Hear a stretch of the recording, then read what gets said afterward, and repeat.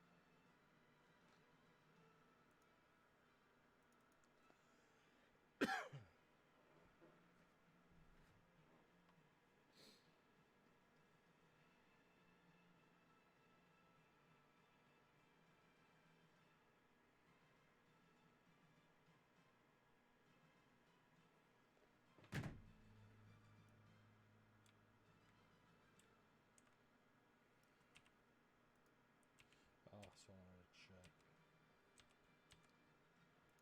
I don't know how to do that.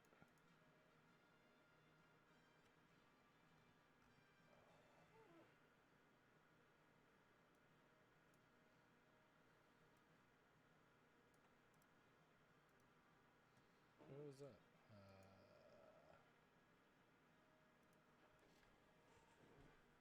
My balls.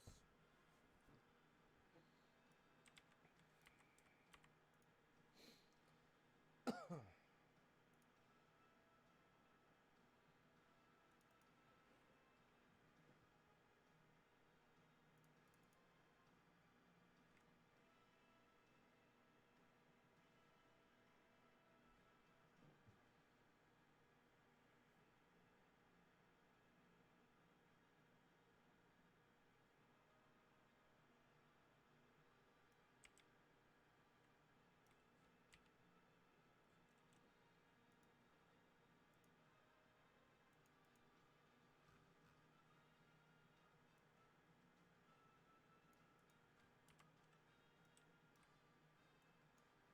It's alright. Oh, man.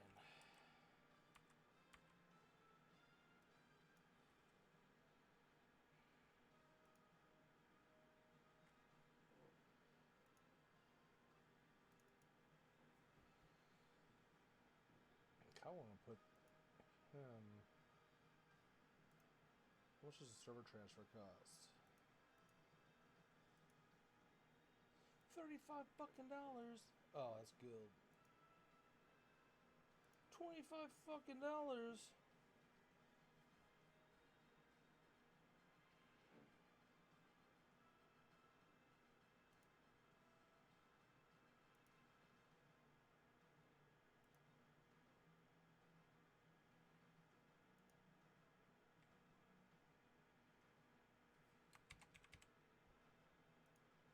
Ugh.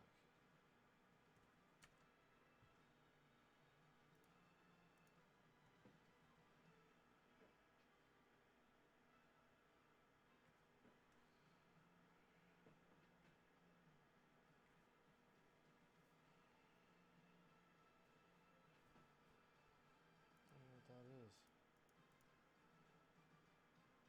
Okay.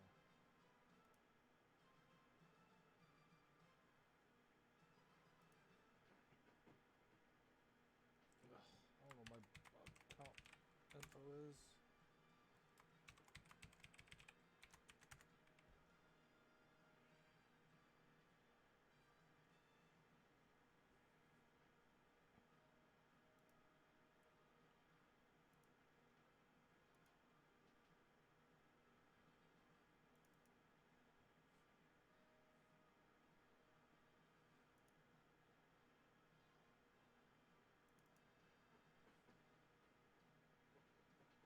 How long is that shit gonna take?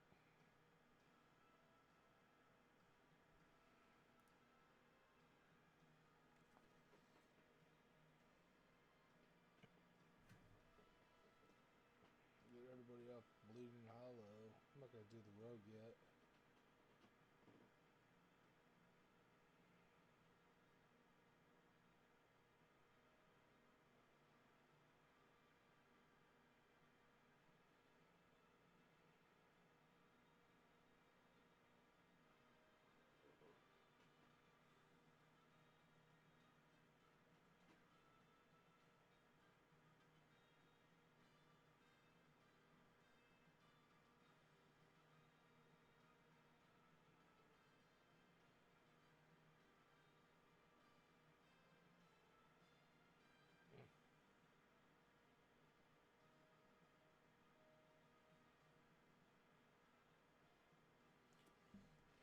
Done yet?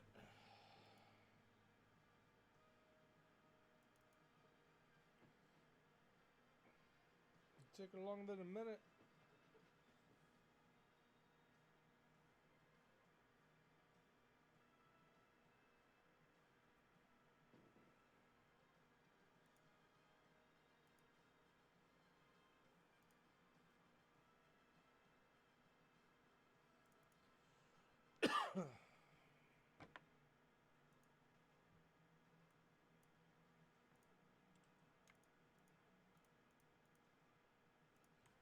World War II online.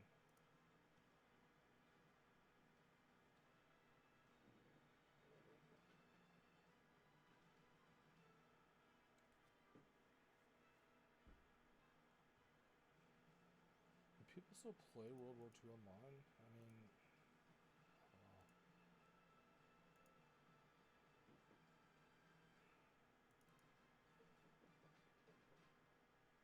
ugh.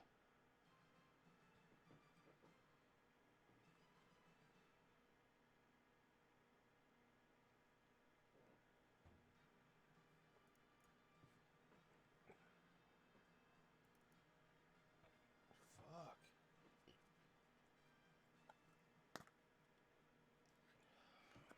I'll be right back. Fuck.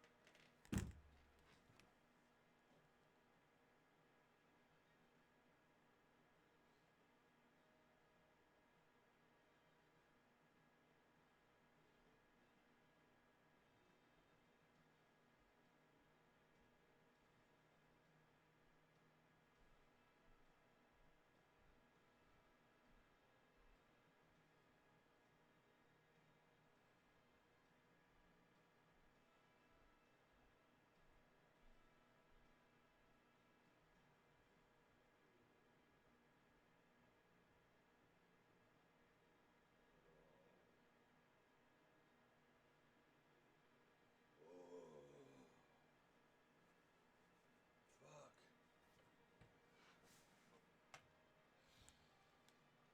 What the fuck, is he naked? Come on, transfer. Fuck. Oh, damn it.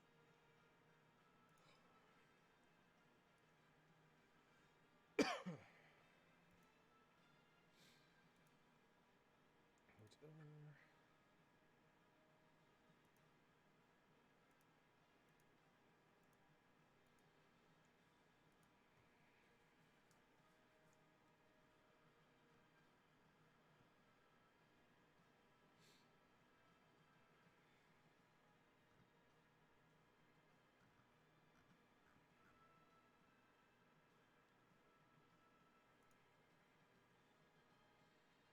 What?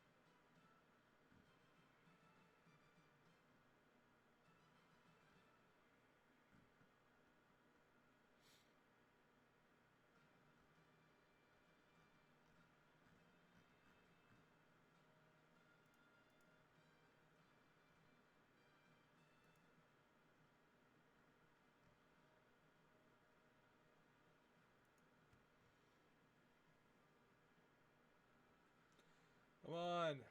Change with me here. Fuck.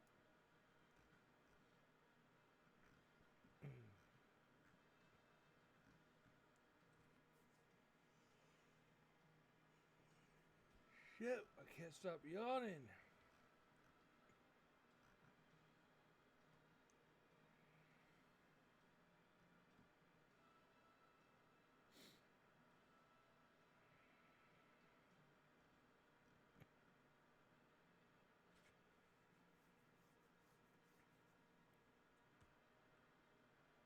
Wait. This could be.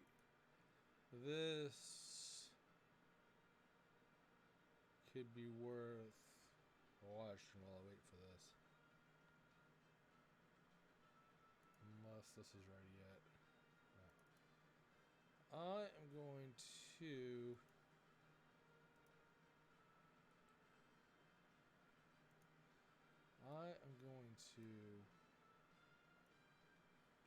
Watch this video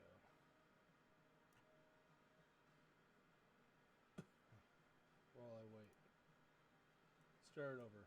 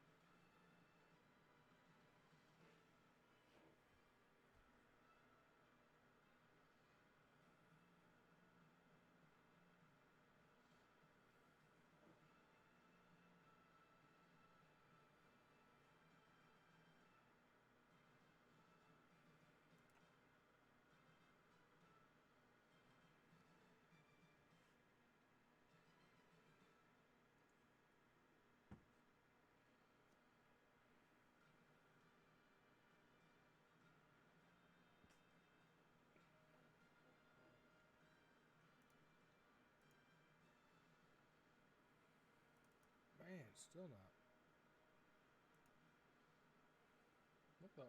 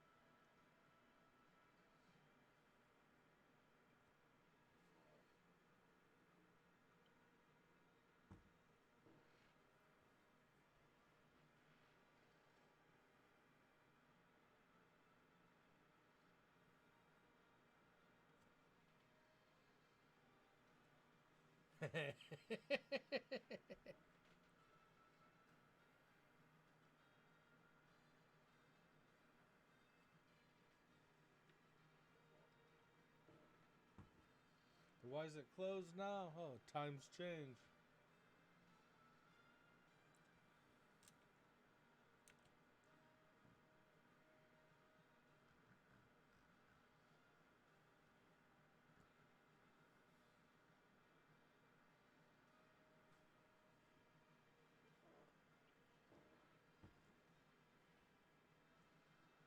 What in the world?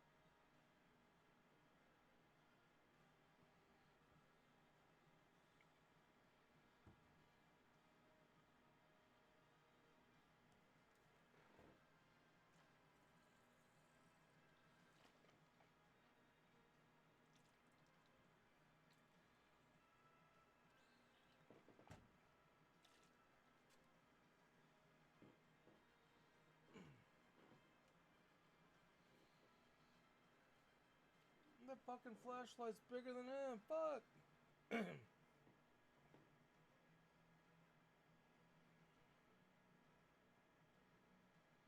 Why is he fondling that flashlight? What the fuck?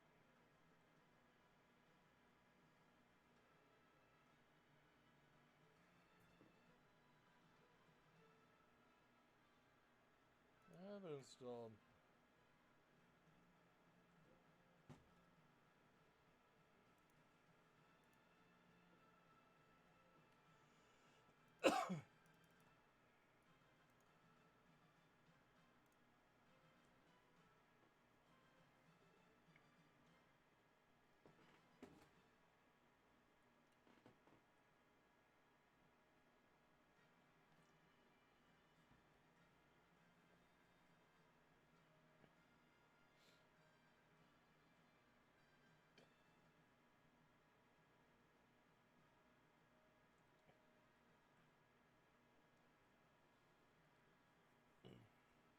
Black people are like, the fuck are they talking about?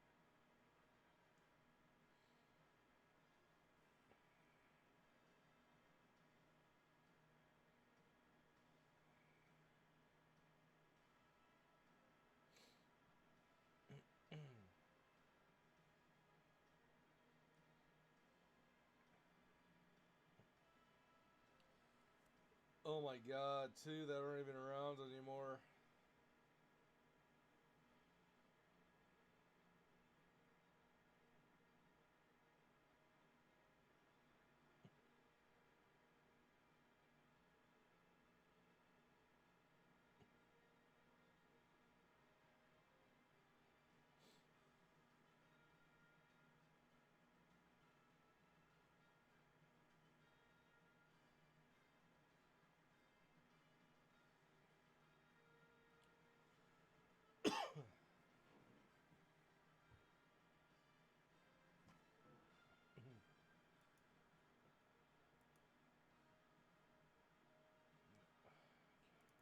Okay, it's finally showed up. I killed Jaden,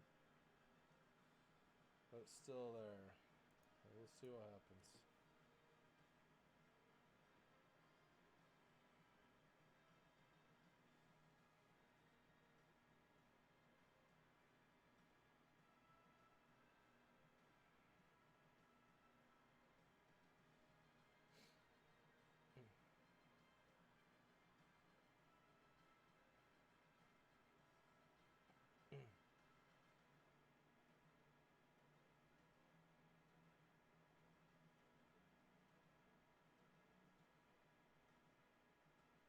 Yeah. Oh, Jesus Christ.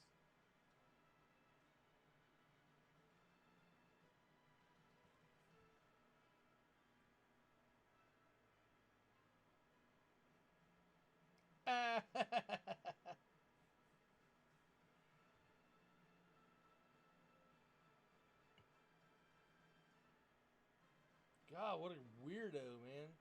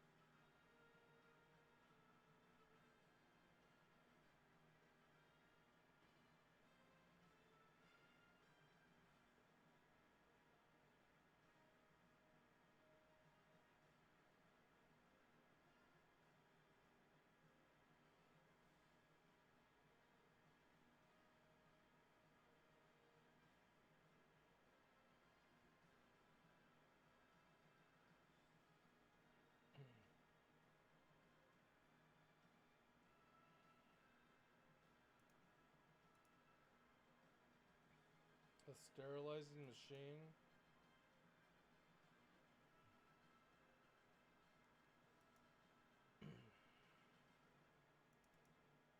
What the fuck?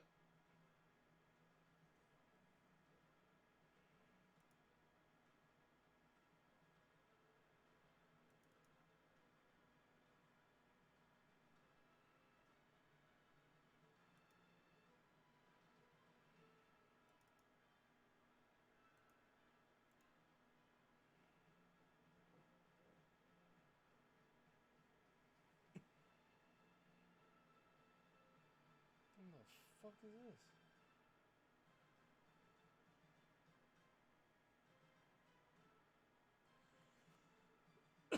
Why are they showing this ugly bit? Oh god. Ain't no one soliciting her.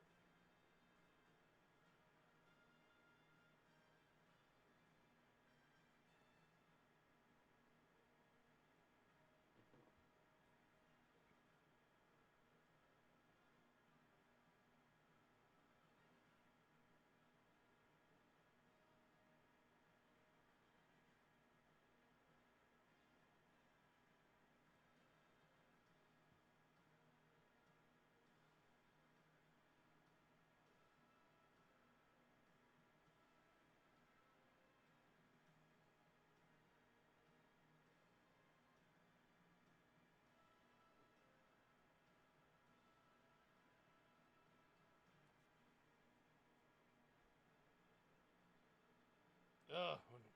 TV was great. You there yet? I mean, fuck. It said a minute wait. It's been fucking 20 minutes. Holy shit. Mother fucking everything.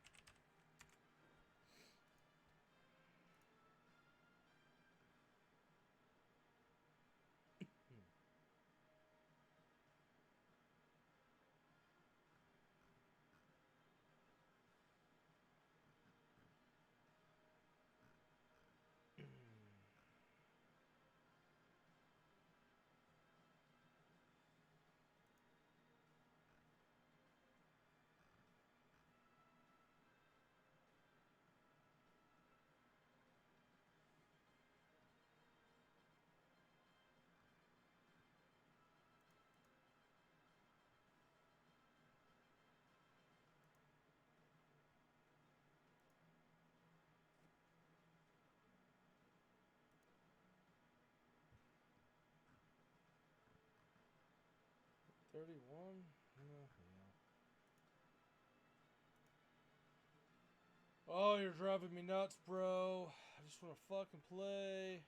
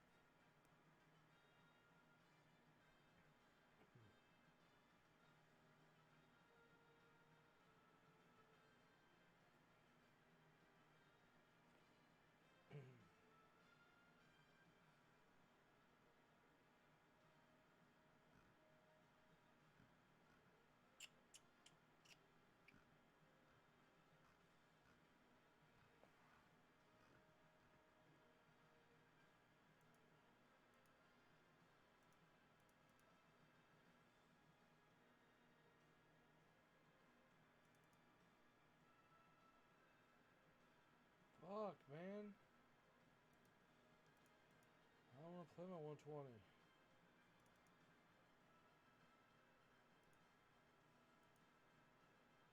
Let's see here.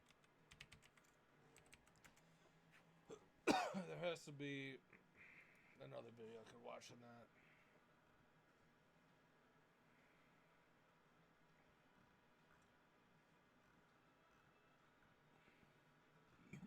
Ugh. No, gotta snooze.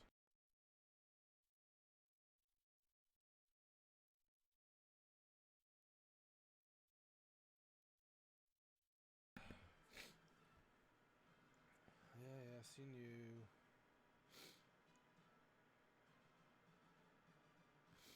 Not long.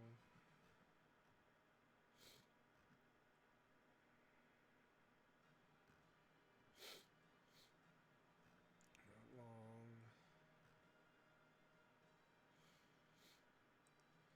Jerry Mathers. You know what? Come on, man. Oh, fucking Christ. Fucking Christ.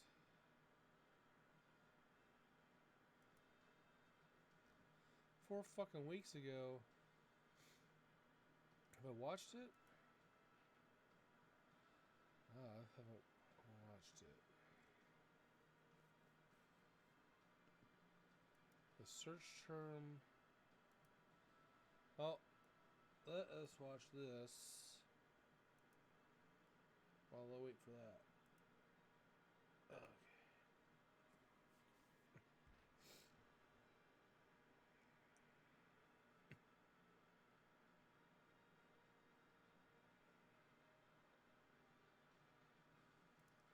I don't think I watched this one.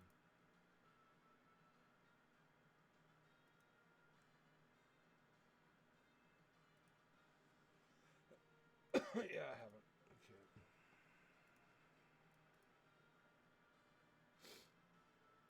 Damn it. Suck.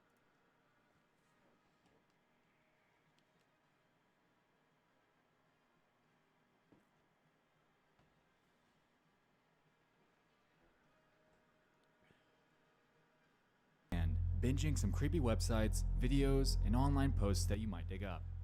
While we know damn well that these will creep us out and or keep us up all night, there's something about it that's so incredibly captivating that we endlessly subject ourselves to this spooky torture. Welcome back to Disturbing Things from Around the Internet, your one-stop shop for bite-sized and unnerving finds that I've stumbled upon in the last few months. We're on episode 9 now, so if you're craving some more content after this, go check out the playlist on my channel for the 8 other videos from this series to endure. It's time, on this October night, to dive into 5 more hand-picked and disturbing things from around the internet. There's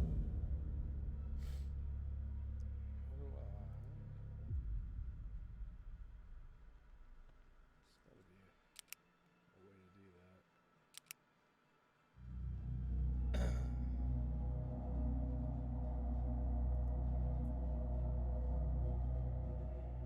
There's a subreddit called r/ghosts that I've been subscribed to for a while now.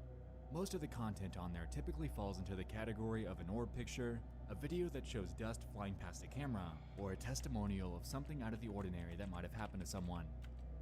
Occasionally, however, things will pop up on there that legitimately freak me out, and such was the case here. On June 30th, a user named EnigmasLight209 made a post. Years ago, my sister had a Dora doll that she really loved that could move its head electronically. Dora. However, we never put batteries in it because at the time we couldn't afford a lot of stuff. My mom caught my sister singing and playing with the doll, not even noticing that the doll turns its head to look at her. Attached here is a video that's 33 seconds long. In it, we can see the bizarre phenomenon that they'd experienced. Have a look.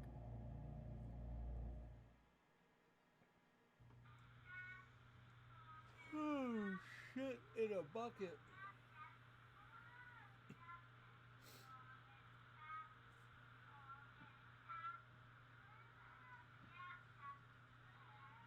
What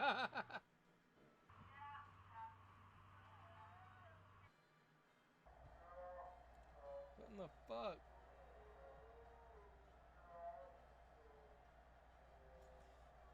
What the fuck?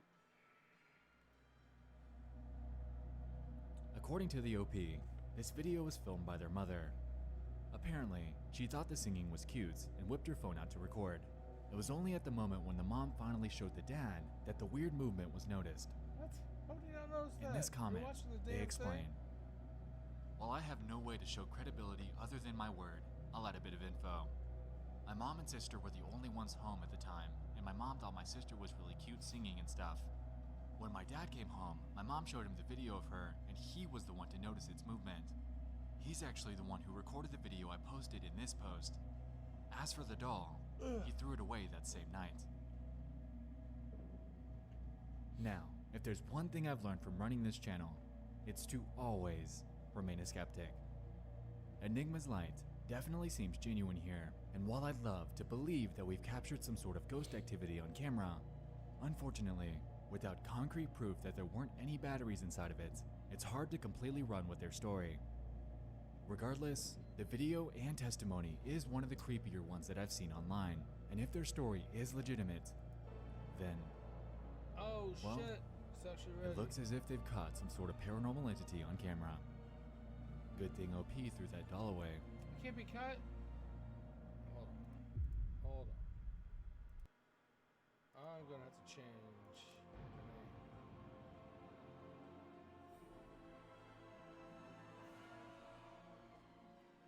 Huh.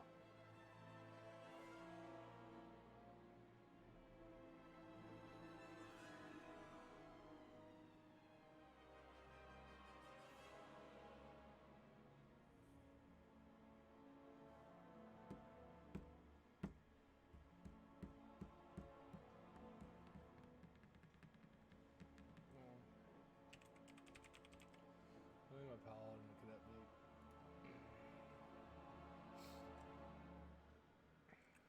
Good enough for me. Right.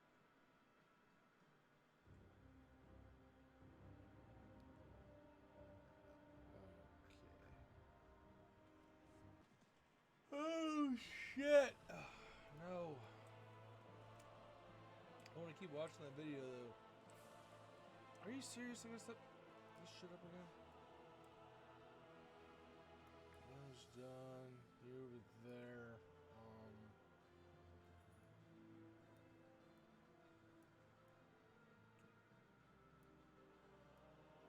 Bartender there. You. That's fine. Disable. Disable. Review over here. Review. Not like that.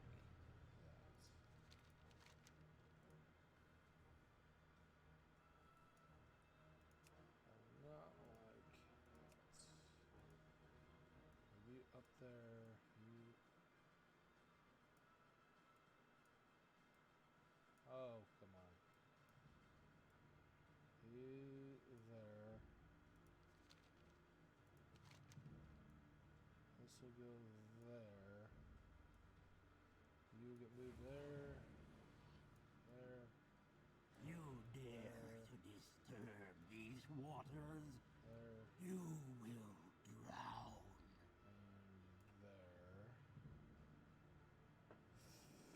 See if I can find those. Button lock, lock.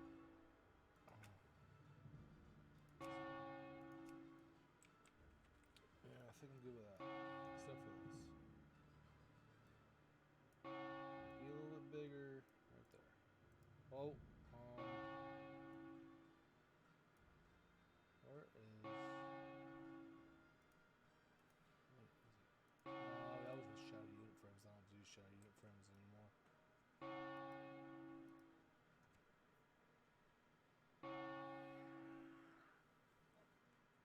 Which...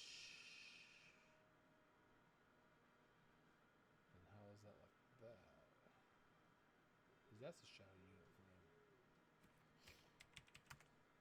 Oh, it is there. Okay. Yeah, that's good. I don't have the mini button anymore. Oh, it doesn't matter. I never had one. But okay, that's good to know. Okay. So I'm back in business. But while I do, how did I get over here? Ugh. Okay. 418 gold. But I'm on the right server now. I know I have this.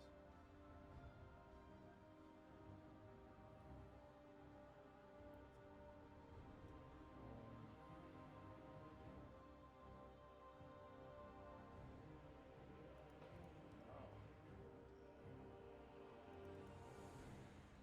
Well, that shouldn't be there anymore.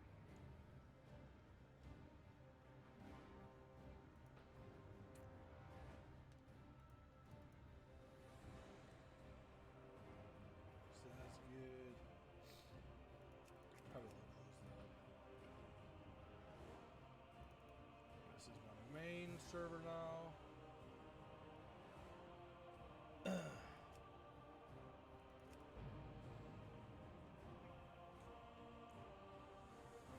think I might kill a little bit of that.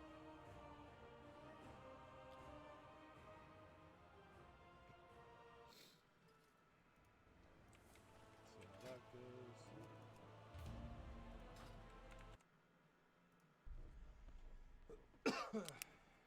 Once we'll take a look at this, do something. Actually, I really gotta piss first before I do that. I'm right back. I gotta piss.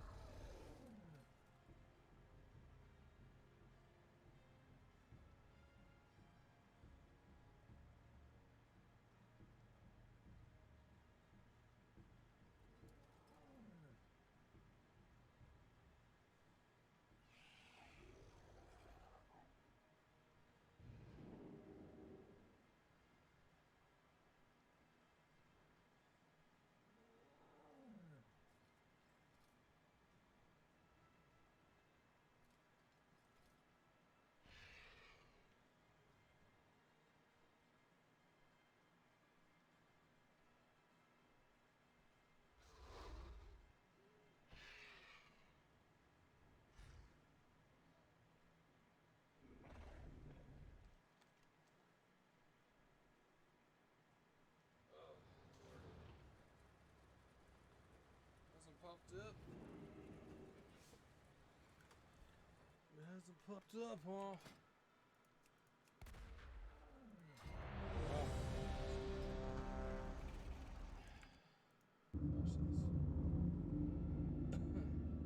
Entry number 2 comes from YouTube.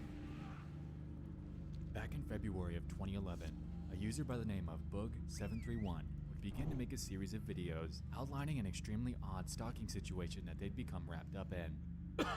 According to a February 12th upload, Boog claims that for several months, a guy has made it a point to sit next to him on the train, follow him from there to his car, and strike up conversations that led absolutely nowhere. After threatening legal action, he still unapologetically persisted. Apparently, this all stemmed from one simple conversation that this man, named Gerard, attempted to start with him months prior. Unbeknownst to Boog, this simple convo would result in him opening up a can of worms that would become his worst nightmare. On his channel, we see 4 videos in different situations, all surrounding Gerard following him on different days.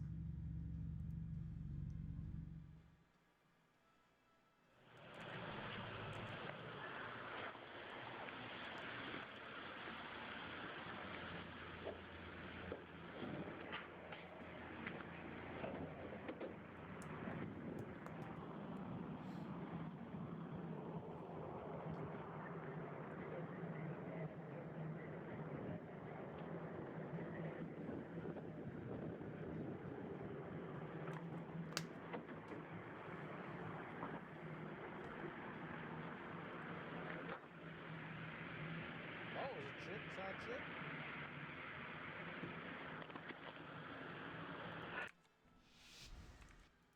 And I have to screen first.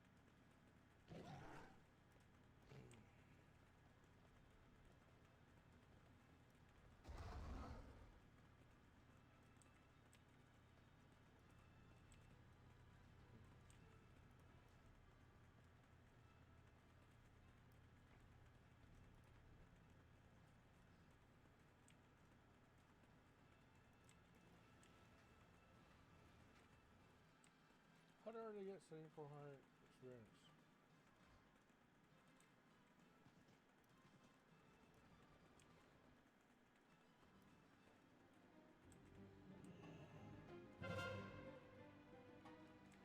Get here for a minute. Wait, I wonder.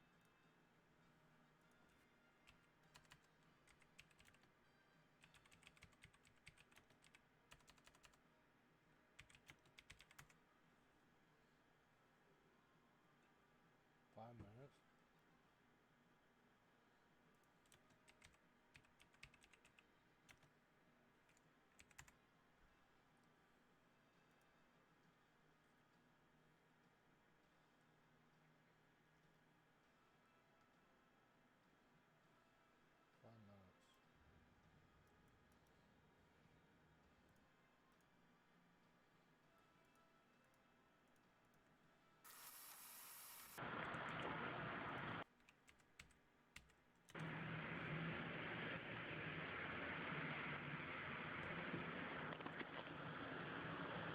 And I have to screen first.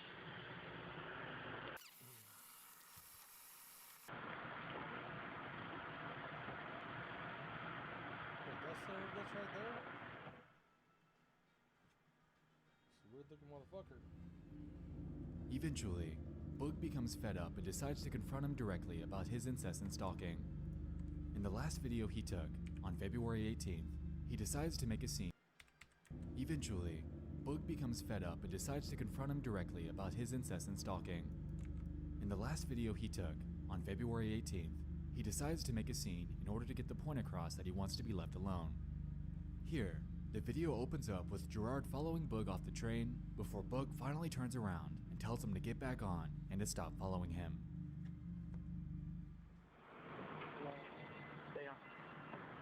Gerard, stay on the fucking train.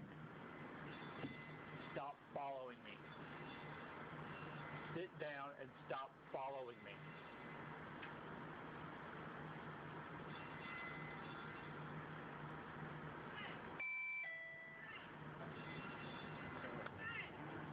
Sit down and stop following me.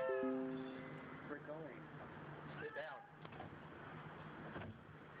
We're going. Sit down.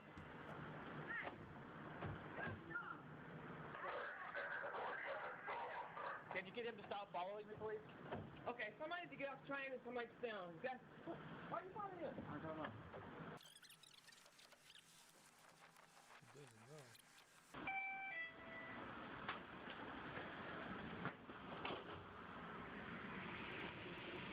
And there he is. Still following me.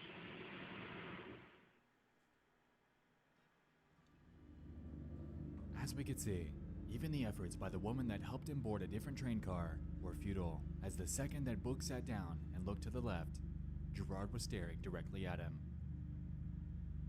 Unfortunately, after this point in time, the uploads regarding this seemed to stop entirely. While this is so, Boog did end up giving us an update after all, albeit in the form of a description update. Here, he claims this. Thank you all for the concerned and constructive comments and feedback on these stalker videos. These were recorded in 2011, and since then, this guy has disappeared. After bringing the police in on the matter, I think he got the hint and I was left alone. There are numerous other events that weirded me out, which aren't detailed in the videos, but I was lucky and was unscathed in all of my interactions. So, luckily Boog was okay. Regardless though, acquiring a stalker is never a fun situation to deal with. Boog had no idea who this guy was or what he was capable of, and if he was this persistent in following him on camera, I can only imagine where else he'd possibly followed him when they were turned off.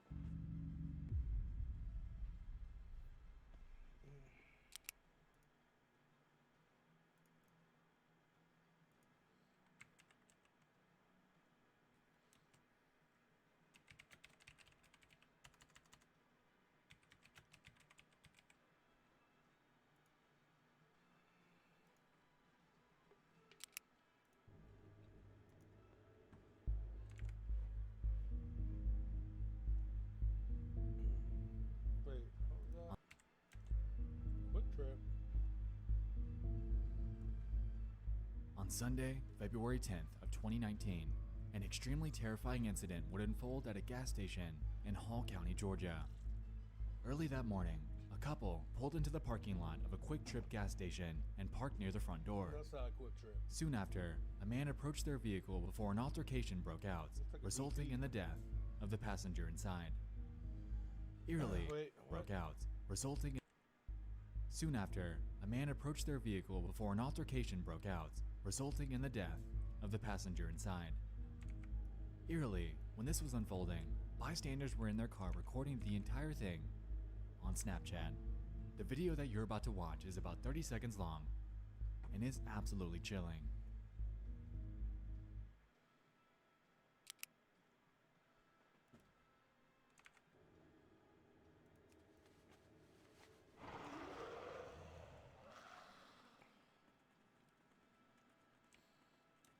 I won out a little bit.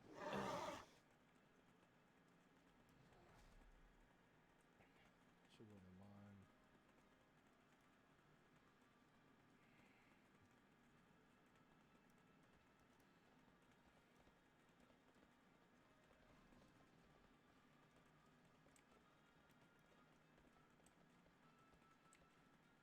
I should go to the mine.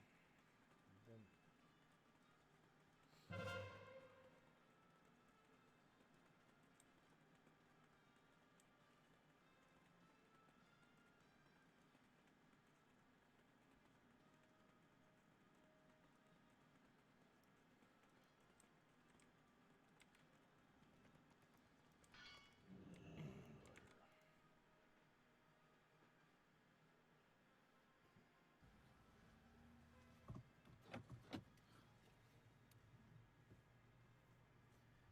Go, go.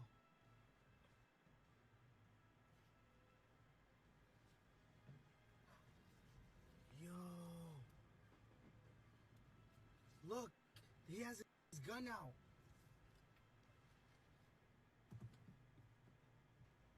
Hold on.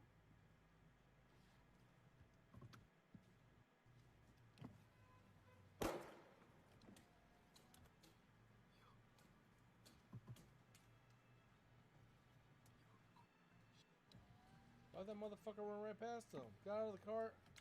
Motherfucker got out of the car and ran right past him. What in the fuck?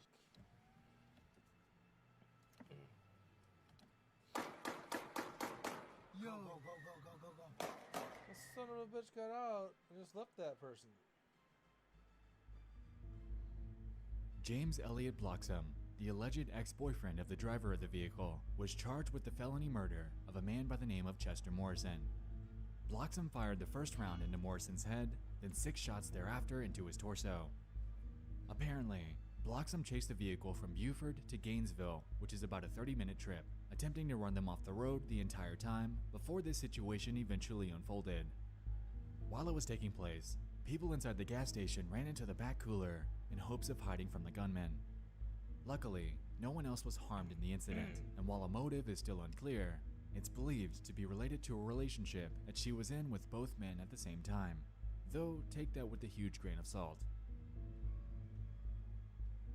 Footage like this especially unnerves me since it puts us directly in the shoes of the people that were actually there.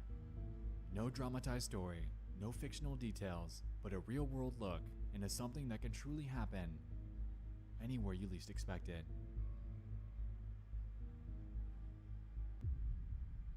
This is why I fucking need to carry every day.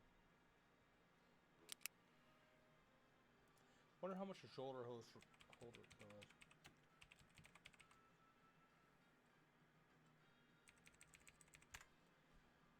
Wonder how much a shoulder holder holster. Why did I say holder?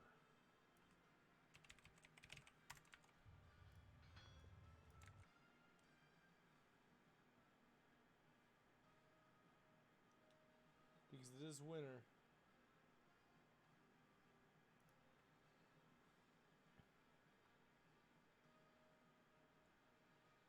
It is winter.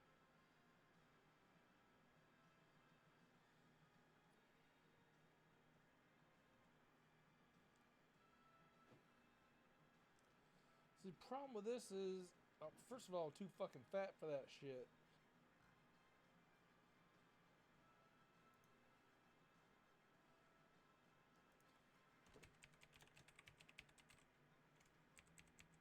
Ugh.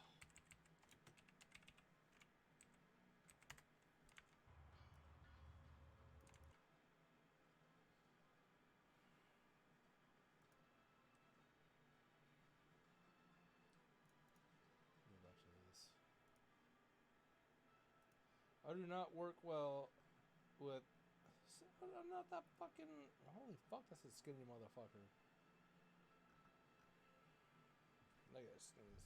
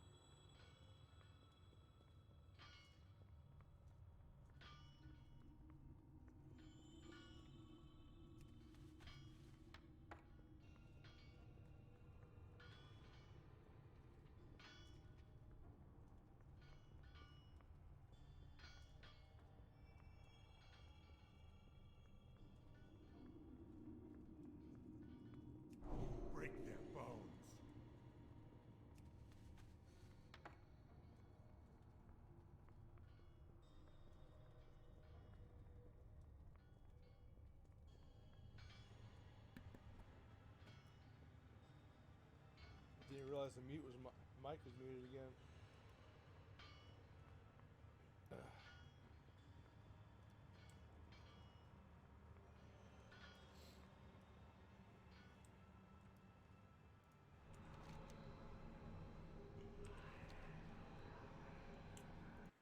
I need to find. Let me bring this on.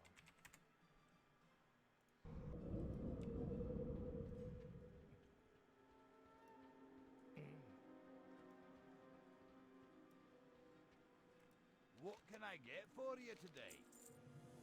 How are ya? Safe to, who am I on?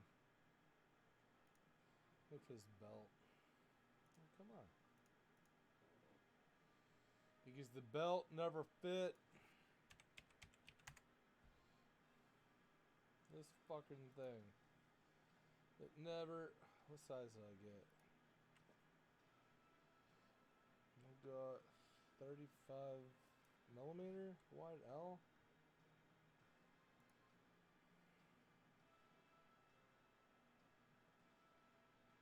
30 to 36.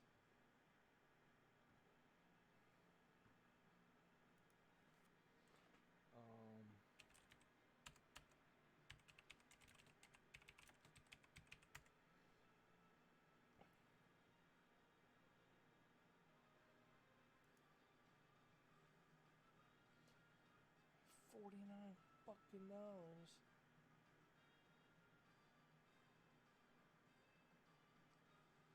Holy fuck.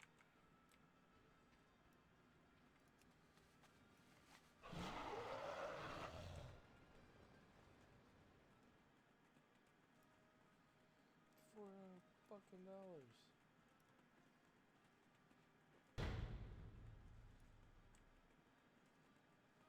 I'm gonna spend $50 for a damn belt. I may have to. I don't see it now. I'm gonna look up. Attack! How do I look up Alliance?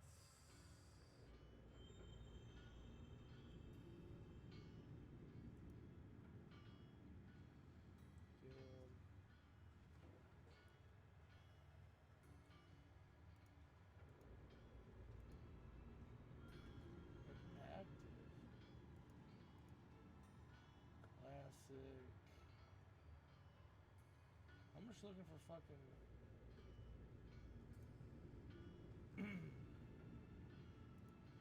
Does it not matter anymore? Do faction standings not matter anymore?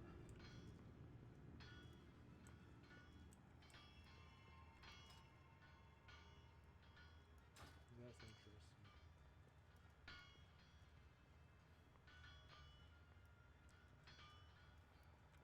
That is fucking interesting.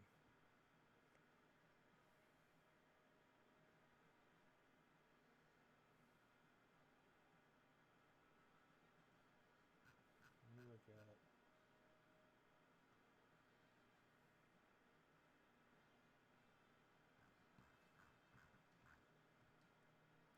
size.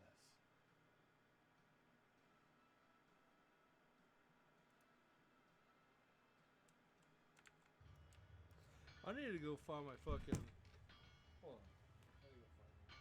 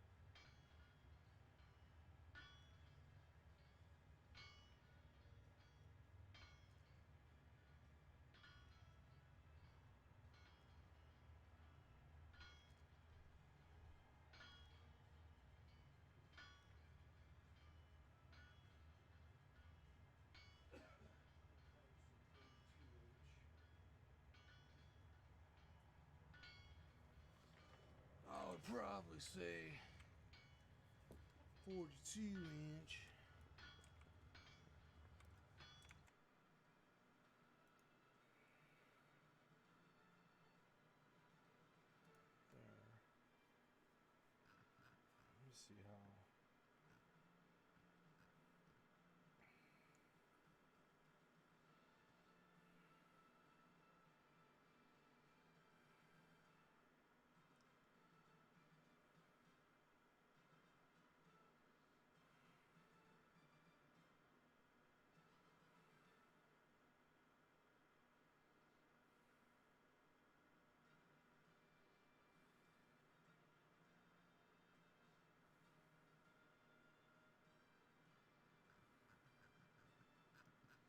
So there's actually souls for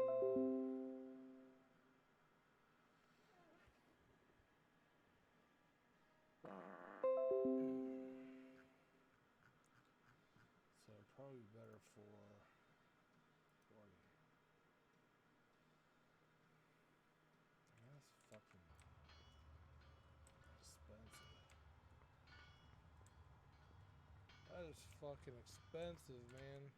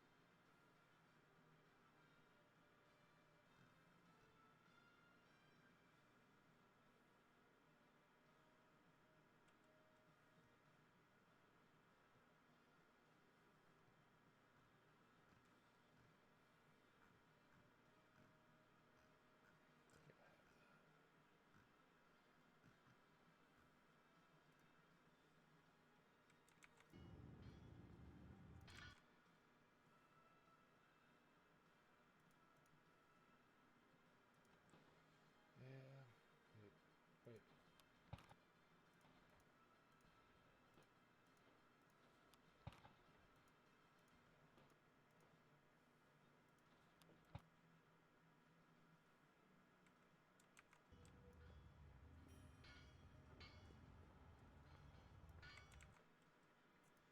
I don't want to spend fucking. I know.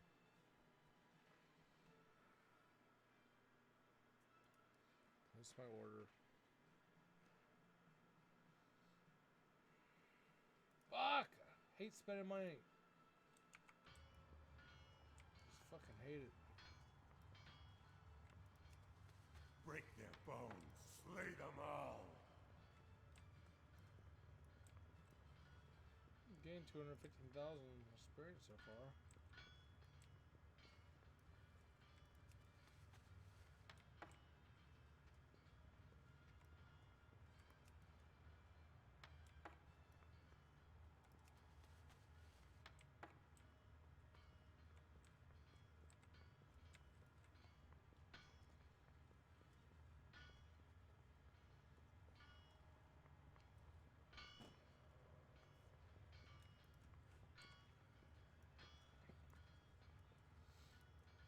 $50 for a belt, I better fucking wear it all the damn time. You know?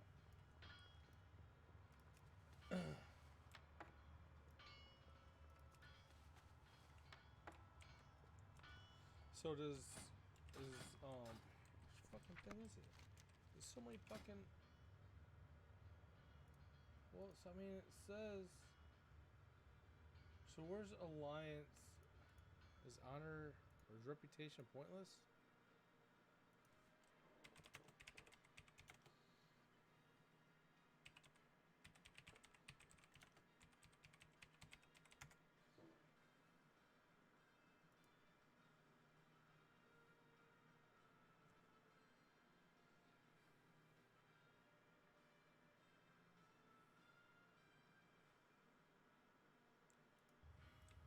I mean, all it has is. Well, maybe because I'm only. Oh no. Oh.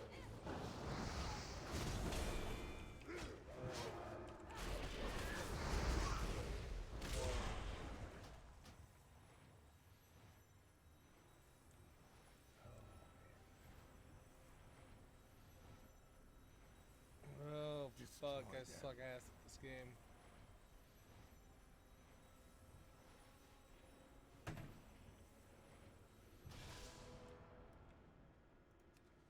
I fucking suck at this game. Where are we even at? I don't even see anybody. Oh, fuck, it's because they're all fucking here. God damn it, man.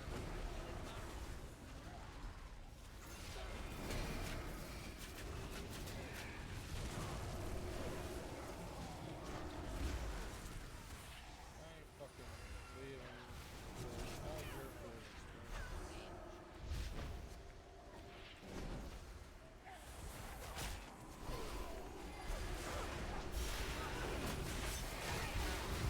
Damn, I'm fucking dead.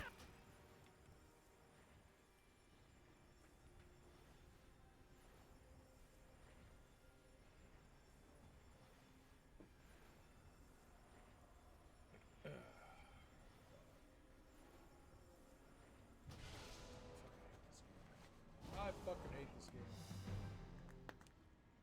Because I suck ass at it.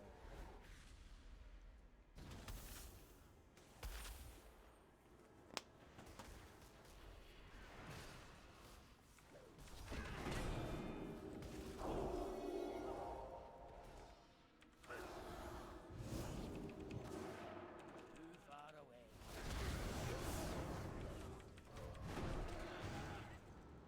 Do this.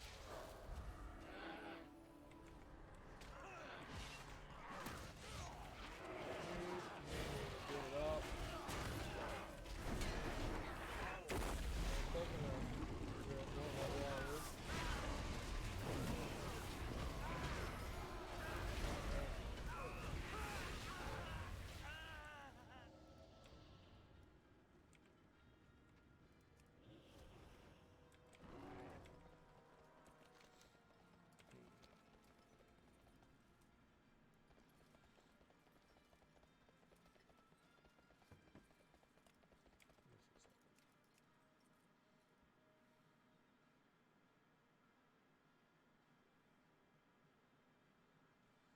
How do I make a new one? Attack! XP and rep. No.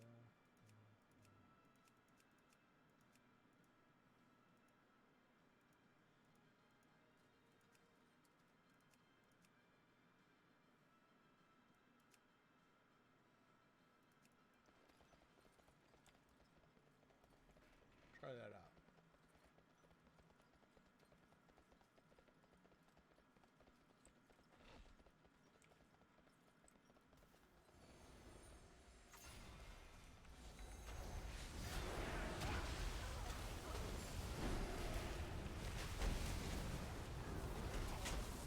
Ah, we're gonna die!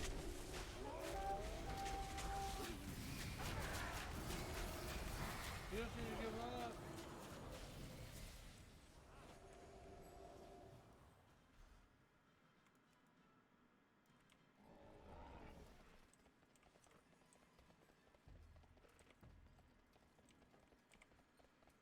We just need to give up.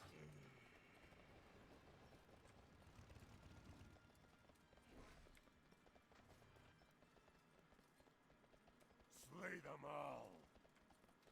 I'm gonna hide over here.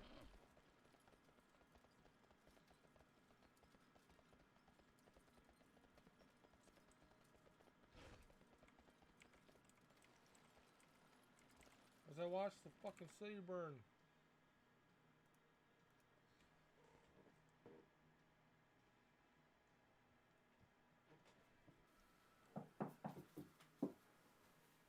Was it Philip Schwab?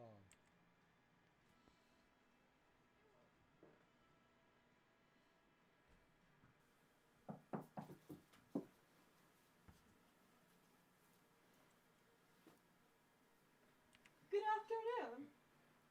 Nice to meet you.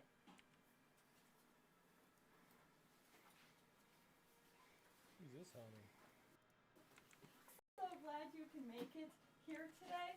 My name is Kaylin, founder of Scrapbooking for Everyone. I like to create scrapbooks.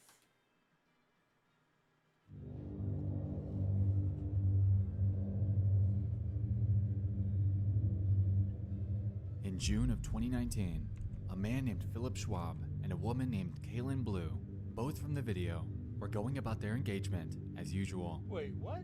The She's two wearing lived that? with Schwab's mother in Idaho Falls, Idaho, and seemed to be doing pretty well.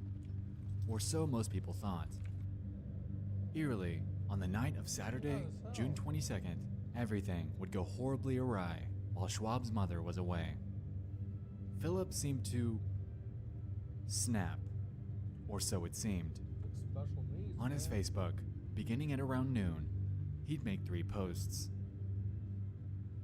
What would I be doing with a shovel, bitch? How to get away with murder, twice. Their bones. If stabbing people is wrong, I don't want to be right. Slay them. And the next night, his posts would become even stranger. 9:01. Outside are the dogs. 9:45. Outside are the dogs. 9:45. You know it's coming. I'd love to stay and chat, but you are a bitch.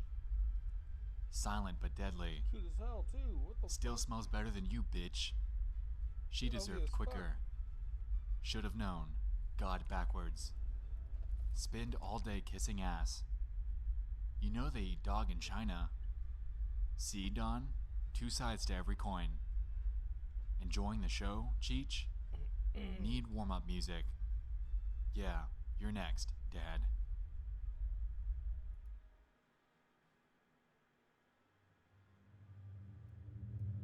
Now, some might assume that he was either shitposting or being edgy, but he might have hurt Kaylin.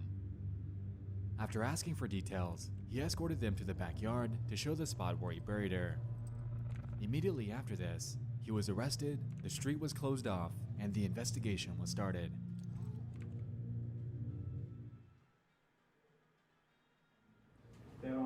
That the defendant, Philip Michael Schwab, on or about the 23rd day of June 2019 in the county of Bonneville, state of Idaho, did willfully, unlawfully, deliberately, with malice aforethought and premeditation, kill Kaylin Marie Blue, a human being, by stabbing her, thereby causing her death. The possible penalties are the death penalty, life imprisonment with a minimum of 10 years, $5,000 compensatory fine, and $50,000 fine along with restitution. So are you aware of that charge against you and those possible penalties? Yeah. Right. Now, you did not fill out the form. According to his confession, Kaylin apparently moves around in her sleep pretty heavily, and that night, when she routinely woke him up doing this, he proceeded to stab her in the neck. When it woke her up, she desperately attempted to flee to the bathroom. However, he stabbed her over and over during her attempts to get away, until she was dead. Afterwards, he dragged the body to the backyard, buried her, and went forth to kill their 2 dogs before dumping them into their trash cans. You might notice that all of this lines up with his cryptic Facebook posts almost perfectly. Police claimed that Blue's face was still visible from beneath the dirt when they found her, and that this seemed to be a premeditated event, as Schwab also claimed that he placed the knife in his nightstand just a few days prior. The video that you saw earlier was one that the two filmed for her YouTube channel in 2016, and it's completely bizarre to watch, knowing that just 3 years later, this would play out. Kaylin confided in Philip, and almost overnight, he went from being an ordinary fiancé to a sickening murderer that would likely spend the rest of his life behind bars.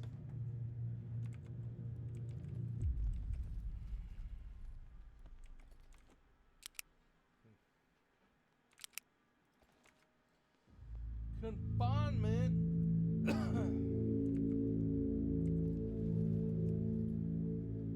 There's a channel on YouTube by the name of Kate Yup. Something a bit odd about Miss Yup is the fact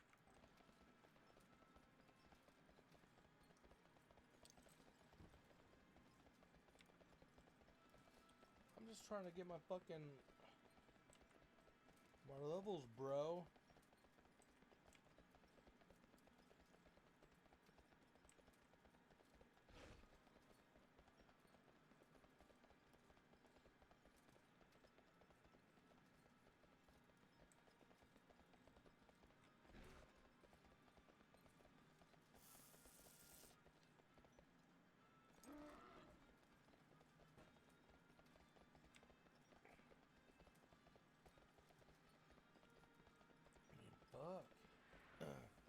Oh, Jesus Christ, they're right here.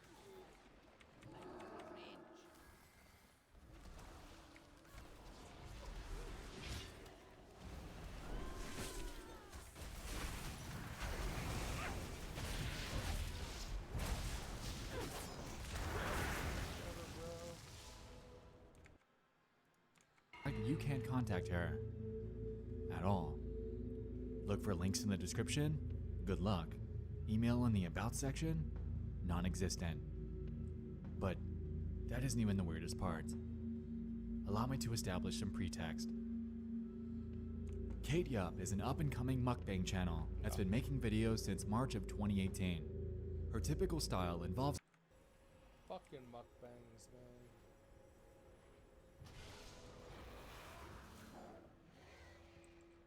Oh, what we got coming? We got the druids coming.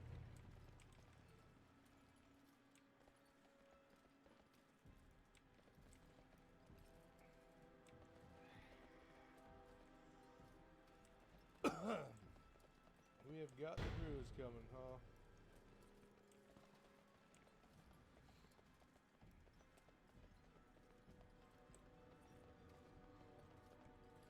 Come on, druids. Why am I faster than you guys?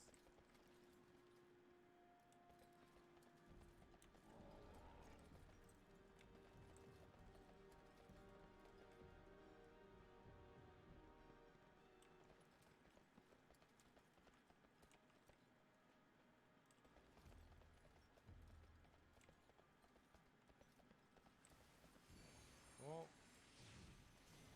see what they do. There's only 4 of them. Destroy them. There we go, guys. Piece of shit. Fuck them up. Break their bones.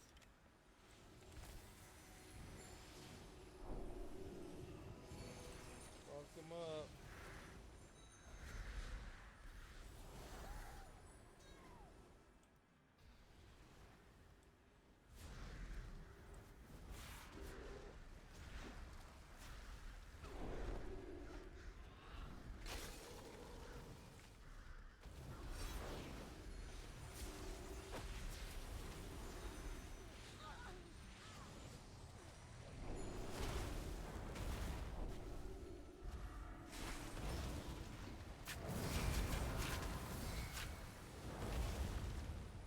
What in the fuck?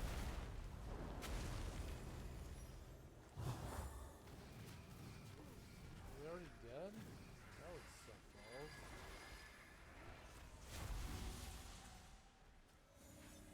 So glad they're already dead, aren't they?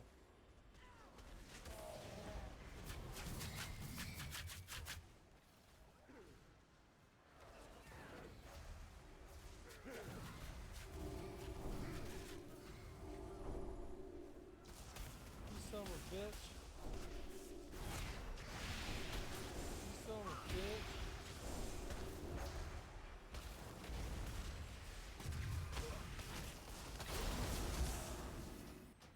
God!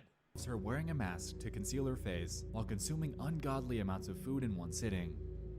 Now, it's pretty normal stuff in the world of mukbang, but it gets deeper. At one point, Kate made videos weekly. Now, it's monthly, if that. Her audience began picking up on her slowing upload schedule, but really didn't think much of it because it's really not that out of the ordinary. So why are we talking about her? Well, there's one video on her channel that successfully sparked a wildfire of theories, pondering if she's being held captive. In this upload, her audience began to notice things. Signs that something was awry. Okay.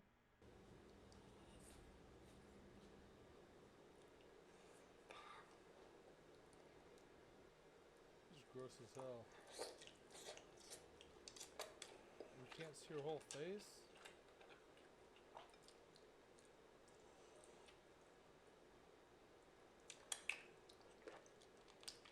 Oh, so gross.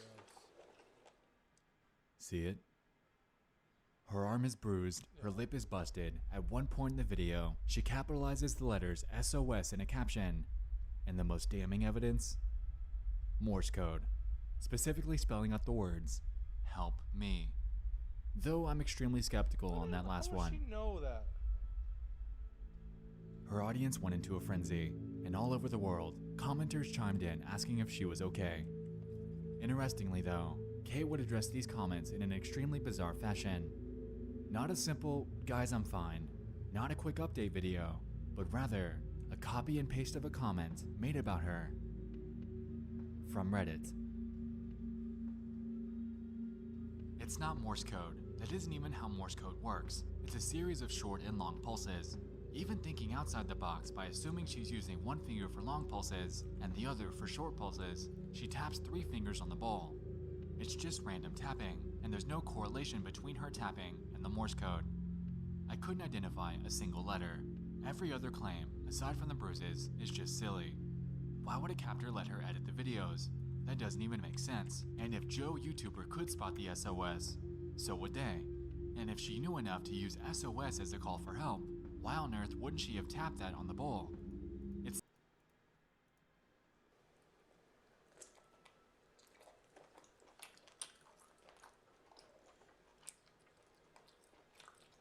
Gross.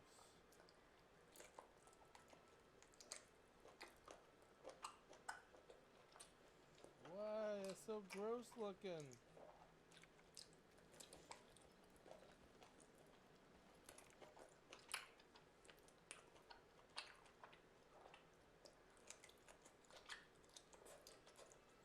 Oh, it's so gross.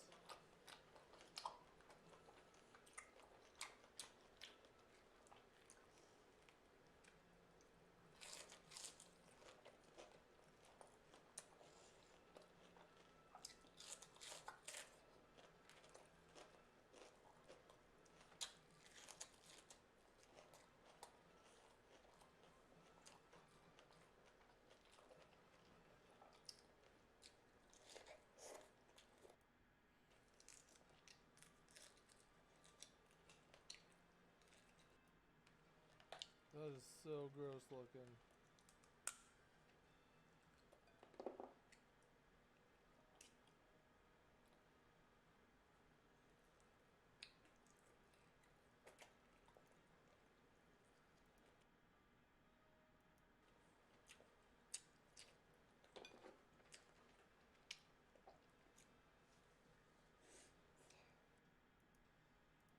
the only Morse code I have memorized. Also, the bowl moves, so what? Because her hand is resting on it. It moves perfectly with the rest of her body. Finally, her lip does not look busted. It's either a cold sore, which could explain it showing up more than once, or a bad blemish. And everyone lost it. Holy shit, what the fuck? Are you okay? It's the murderer writing. Don't be fooled, everyone. So prove it with another video. And then she went dark. From June 21st onward, absolutely nothing more was posted again. At least until August 15th, but we'll get more into that in a second. Anyway, meanwhile, Reddit ran with this, genuinely concerned that something was wrong and that she needed help. Thread after thread was made discussing various theories with this, but without any way to contact Kate at all outside of her comment section. Putting these theories to rest was futile. A lot of people were speculating that she could be held captive, forced to make these videos for a third party that's monitoring her as she records. They supported this by showing that in one of the videos, the bowl moves without her touching it, implying that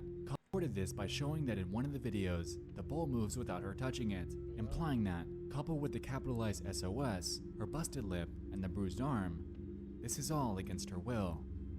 But was she? Or was everyone overthinking this?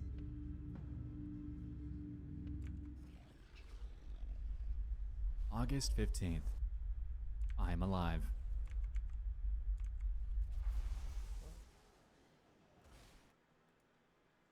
What the fuck?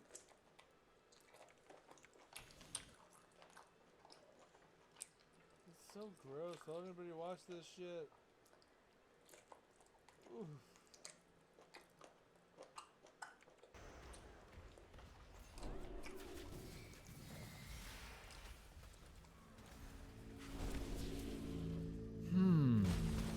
notice anything odd about the bold?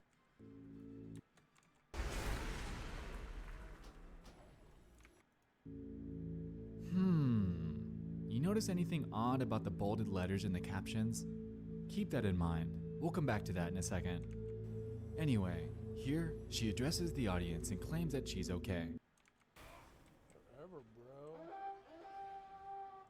Holy shit, they got the fucking Ice Lord here. Thank you.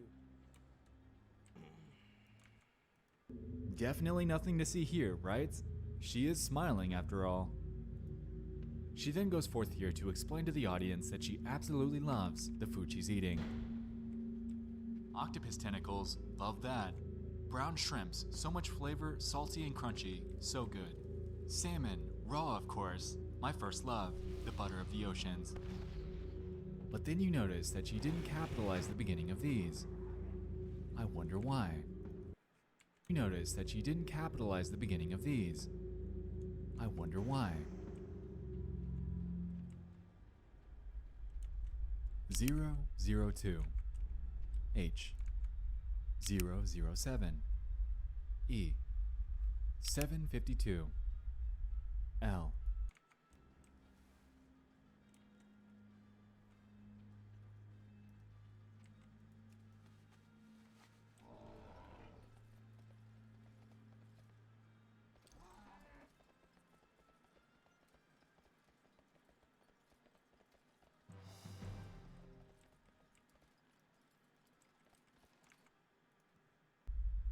1126 P. Interesting. After scrubbing through, none of the other captions contain any other capital letters, so this undoubtedly was intentional. Because of this, interest in her channel was fueled once more on Reddit and in her comments. People have postulated that she could, much like most had assumed with Marina Joyce, be forced into doing this by a captor, and motive.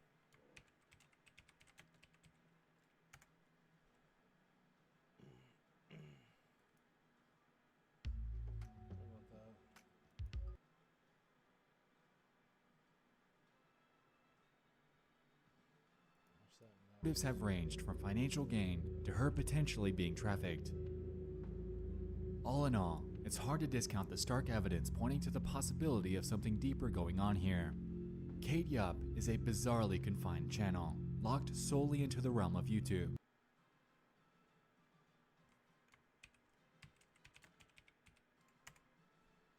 Really? And that was her fucking last video? Was not. Her last video was.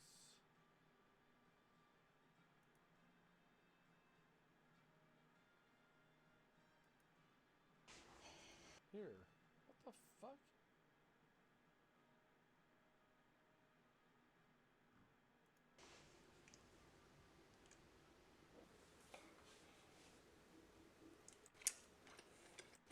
I don't understand.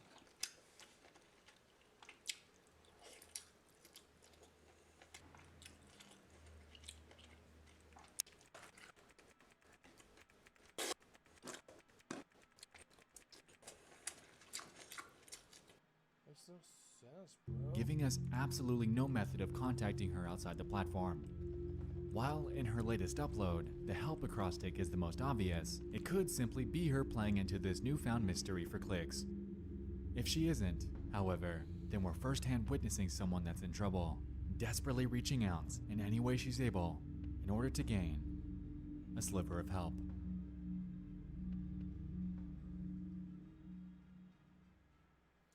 That shit makes no fucking sense. The internet is somewhat of a diary for some of the most Fuck you.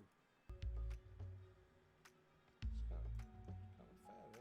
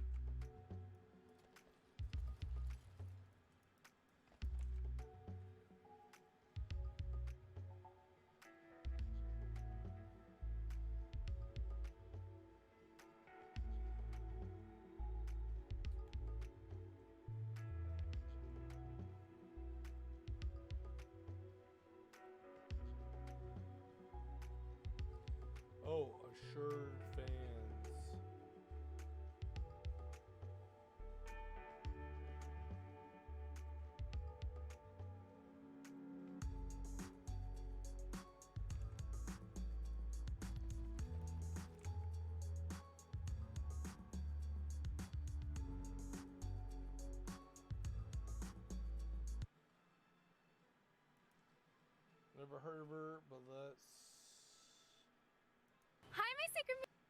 go here. It's been 4 fucking months.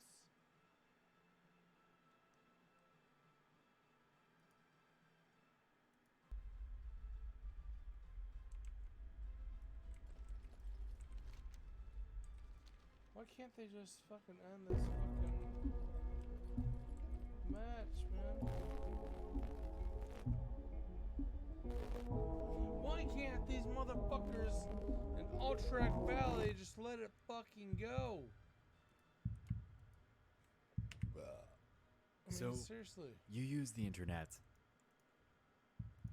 I mean, of course you do, or else you wouldn't be watching this. I gained a level. You type, you click, you surf, you watch, you listen, and it all seems like everything's gonna be alright. Oh, shit. But I didn't even have a imagine a fucking- search term, of all things, that isn't There we go. alright.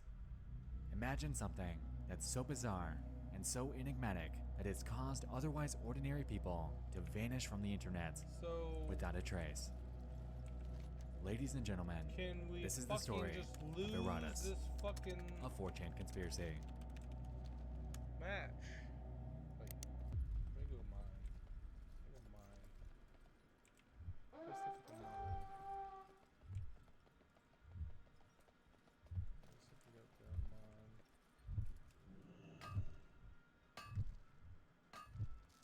It was 2015. On 4chan, an Anon would make a question thread inquiring on others' paranormal or bizarre experiences at work. The replies promptly rolled in, but for some strange reason, one would stand out among the rest. About a week after the original post, on November 26th, another Anon would pop in to make a reply outlining an experience that one of their friends had while working a box packing job for a programming company.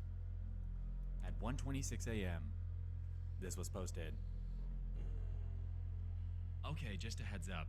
I'm only 20 and have only ever worked retail jobs my whole life. If I get terminology wrong, it's not because I'm bullshitting. It's because most of what she described is out of my frame of reference. I'll be honest. She's a super interesting chick. During this period, she was homeless and in a band. Her agency gave her a job at this place that was closing down all their locations in the country. And basically, it was well known that they were shady and generally treated their employees like cattle. Like they were in the process of cutting down all their full-timers to shit hours, replacing them with temps, and having the temps do the exact same work for like $10 an I hour. already looked at you fucking email. Everything was really disorganized by this point, and different departments were scattered everywhere, and they were just getting everyone to do whatever work they could give them before they'd fire them. They had a programming department that made payroll programs for other companies or something along those lines, but by the time she got there, it was literally just one dude, and they were giving him random jobs to do, like working assembly lines and running forklifts. They put her and this dude in a room, gave them a couple tape guns, and had them pack stuff in boxes. Most of the stuff there had names of their respective departments written on them in Sharpie, but hers said Erotus on it, or however it's spelled.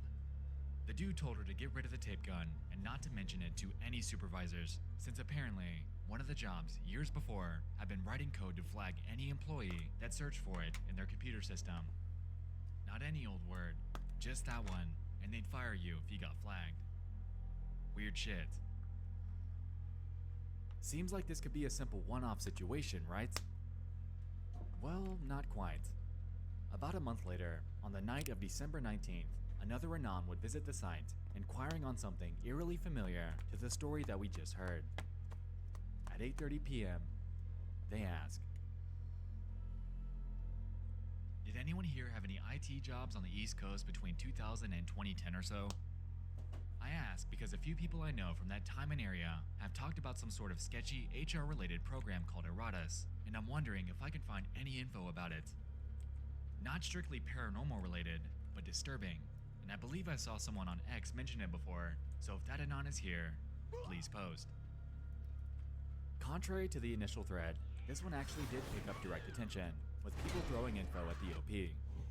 About an hour after this post went live, someone jumped in, explaining that, quote, "From what I understand, it was something that allowed some specific third-party company unconditional access to employee information. Employees who included it in their search terms or asked about it would get fired or placed in non-computer departments. I believe UPS, Unilever, and Ecolab were part of the system. If what this Anon is saying is true, combined with our prior knowledge on the situation, so far, we have this elusive, omnipotent entity by the name of Eratus. This Eratus thing was hardly ever, if at all, mentioned prior to December of 2015. The girl that initially mentioned this was in a band and working for a programming company. This has obscure, mid-2000s ties to the HR departments of various large corporations, and if anyone goes as far as to even look it up at work, they're fired. No questions asked. Now, some might hypothesize that this could be some sort of virus or Trojan horse that's strictly banned from any company computers. And to be honest, this would make sense. They tend to be taboo topics to dig into on a work computer. They're known for stealing your info in one way or another, and are typically a large corporation's worst nightmare. Get one Trojan horse onto your company network, and say goodbye to days, even weeks worth of productivity time as it's being repaired. Anyway, this is just one small theory off the top. What about that box though? What about OP? Where exactly does this mystery go from here? Fast forward another month, and we're now in 2016. In a share thread on the music board, yet another Anon would make a reply with an obscure reference to Eratus. This time though, it wasn't a direct mention of it, but rather a song by a band named the KFC Murder Chicks. Now get this, the video that they linked took you not to their personal band accounts, but to that of a man by the name of Todd Ellsworth. Here, we're able to notice a bizarre video about a forklift, an album by a so-called DJ Roswell, and yet another by a band named the KFC Murder Chicks. Now, about their music. I gotta go back, which I missed shit. About an hour after this post completed in 2010 or so, I ask because a few people I know from that time and area have talked about some sort of sketchy HR-related program called Eratus, and I'm wondering if I can find any info about it. Not strictly paranormal. Hold on.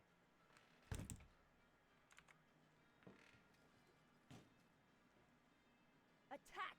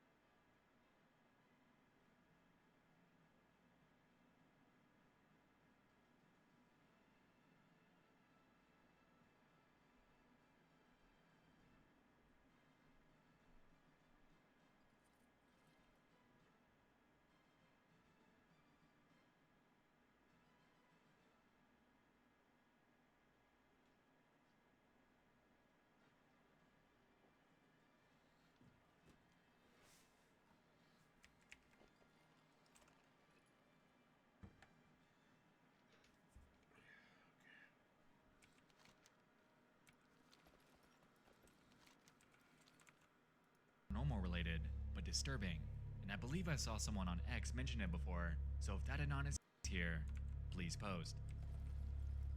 Contrary to the initial thread, this one actually did pick up direct attention, with people throwing info at the OP.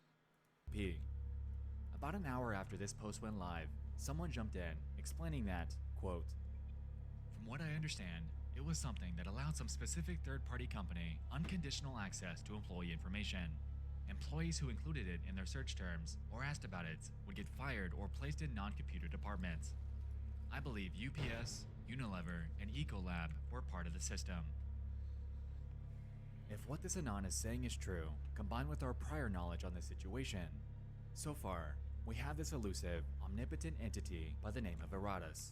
This Eratus thing was hardly ever, if at all, mentioned prior to December of 2015. The girl that initially mentioned this was in a band and working for a programming company. This has obscure mid-2000s ties to the HR departments of various large corporations, and if anyone goes as far as to even look it up at work, they're fired. No questions asked. What about that? Now, some might hypothesize that this could be some sort of virus or Trojan horse that's strictly banned from any company computers. I need And to be honest, now. Right back. Fuck.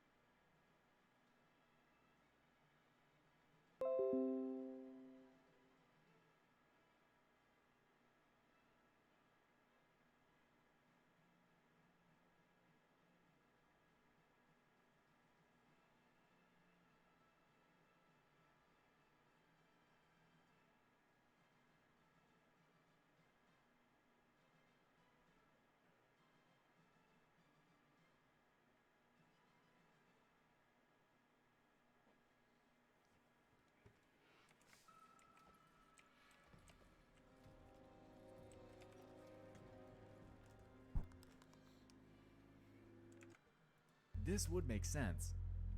They tend to be taboo topics to dig into on a work computer. They're known for stealing your info in one way or another, and are typically a large corporation's worst nightmare. Get one Trojan horse onto your company network, and say goodbye to days, even weeks worth of productivity time as it's being repaired. Anyway, this is just one small theory off the top. What about that box though? What about OP? Where exactly does this mystery go from here? Fast forward another month, and we're now in 2016. In a share thread on the music board, yet another Anon would make a reply with an obscure reference to Eratus. This time though, it wasn't a direct mention of it, but rather a song by a band named the KFC Murder Chicks. Now get this, the video that they linked took you not to their personal band accounts, but to that of a man by the name of Todd Ellsworth.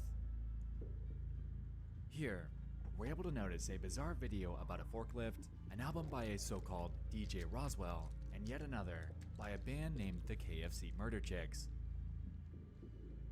Now, about their music.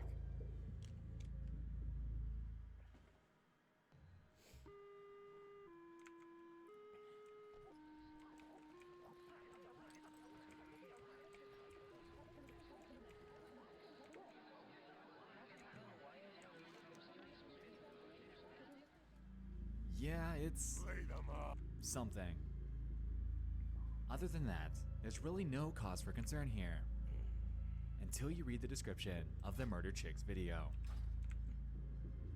A really good Coma Records release that seems to have disappeared from the internet. Remember to support the artist.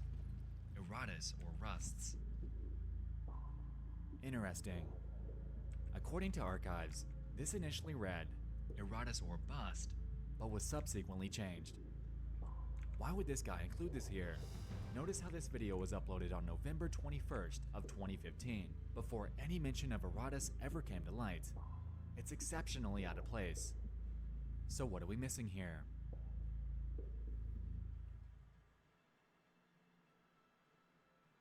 Who knows?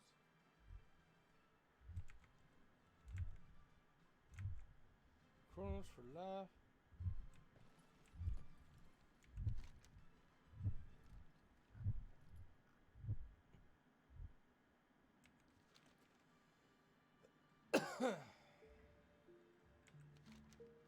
As Nexpo illustrated, there was enough information available to spark an interest in Aratus, but not enough to form any concrete leads.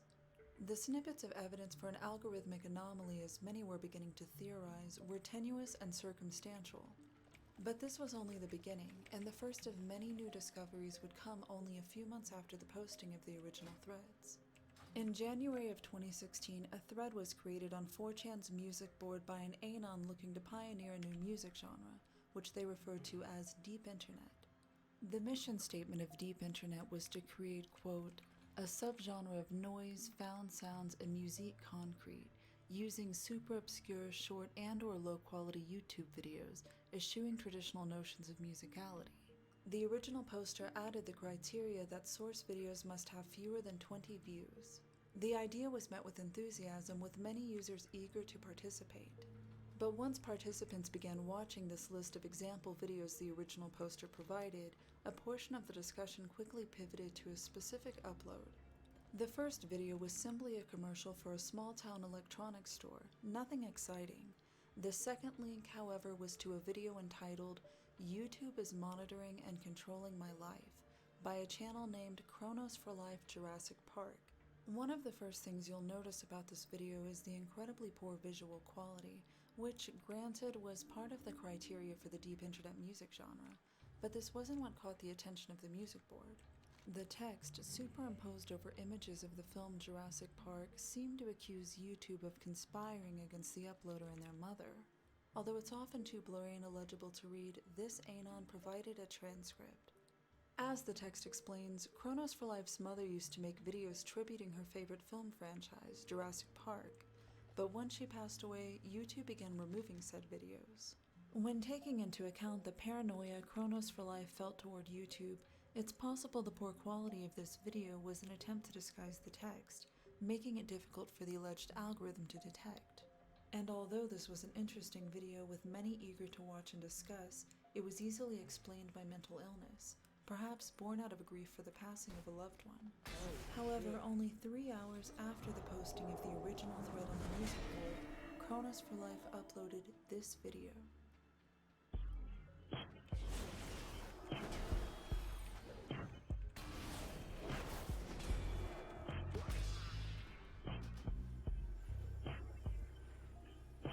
I woke up one morning, ran outside because I'm too yellow tape. Another 5 line down because we trying to escape. Another 8 alien deputy drive-by.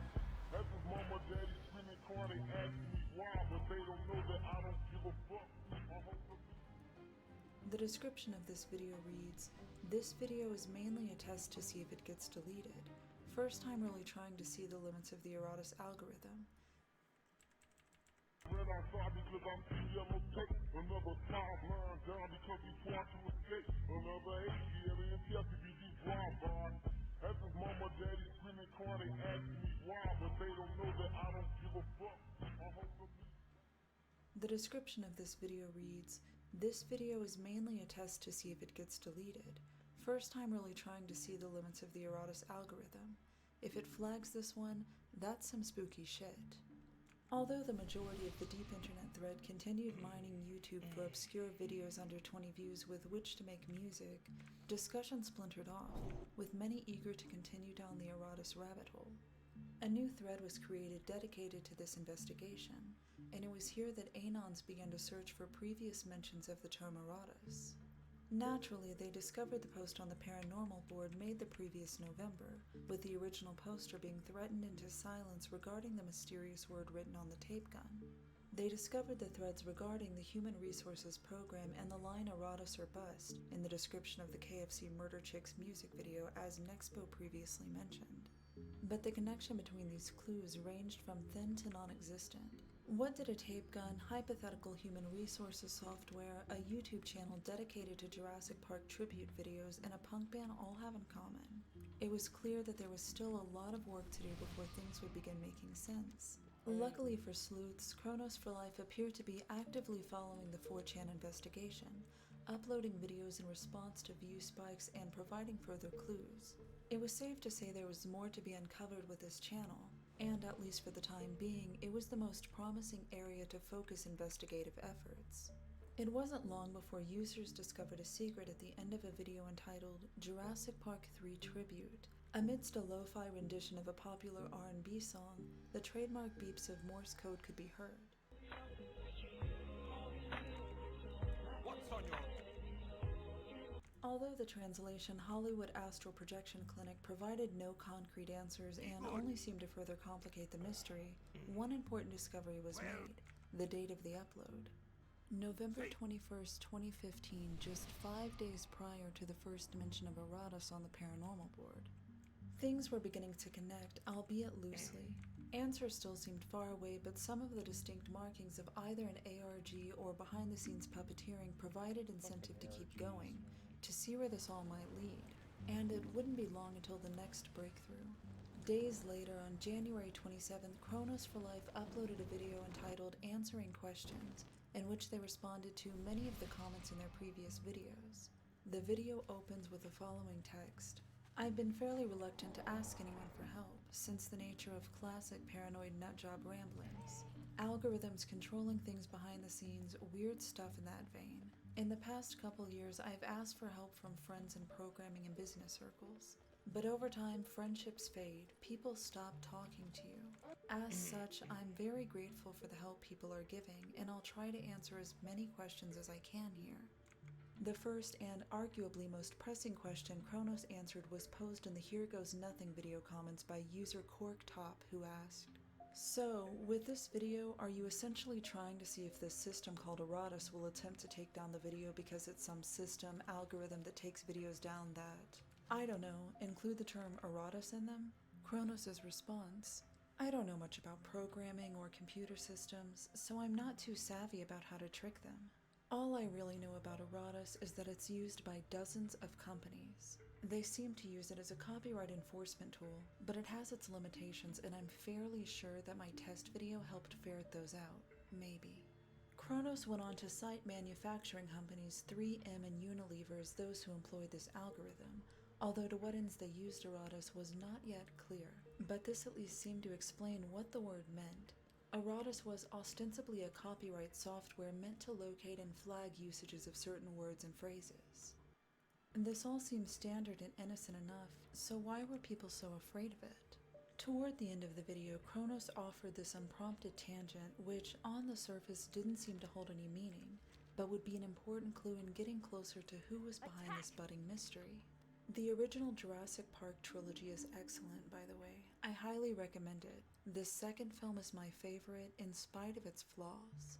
Although it was common knowledge that Chronos and his late mother were obsessed with Jurassic Park, this aside still drew attention to itself due to how random it was in the context of the video. It seemed to warrant attention. While sleuths were investigating that lead, another exciting revelation was being made elsewhere on the Chronos for Life channel. Turning on automatic Turning on automatic captions for the video titled Here Goes Nothing yielded two important discoveries: the line "Overthrow the government" and an address for a location in Corbin, Kentucky. It's important to note that automatic captions aren't created by YouTubers, but are merely a product of speech recognition, causing many to wonder how these two lines of text ended up in the captions. Jesus. And to further add to the mystery, once these two clues were discovered, the subtitles no longer featured them. Despite this added layer of complexity, investigations chose to, at least momentarily, focus on the clues presented.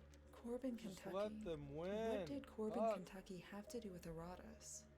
Corbin is a small town whose claim to fame is boasting the original location of Kentucky Fried Chicken, connecting Chronos for Life to the noise rock band KFC Murder Chicks. And consulting their Bandcamp page, users found their hometown listed as, you guessed it, Corbin, Kentucky. As if to further reinforce this revelation, the phrase "the lost world" was discovered to be an anagram of the name Todd Ellsworth. As you'll remember Nexpo pointing out, Todd Ellsworth is the individual promoting the band's music videos. Links between clues were being formed and connections made. The path forward, at least for now, seemed to have a clear direction. But one persistent question remained. If Aratus was simply a copyright detection software used by various companies, why the paranoia? Why the secrecy? Why the cryptic clues? And just where was this all leading?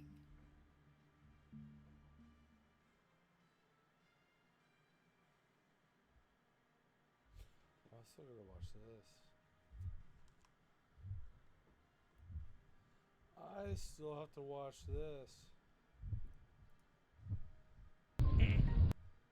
KFC, murder, chicks. For some reason, there are too many ties here to just discount the numerous references as some sort of coincidence. January 26th. Another thread was made on the music board of 4chan, this time digging into the Eratus and the KFC murder chick situation. A day later, one Anon jumped in with a reply explaining that they noticed in the description it says Eratus or bust, and that he was going to ask him what that meant. Oddly, soon after, it was changed to Eratus or rusts, like we mentioned earlier. The reason behind this change is currently unclear, although, stemming from this, was a lead. The phrase, in actuality, is also the handle of a Twitter account run by Todd himself. Heading over there brings to light an entirely new arc of information into this bizarre mystery.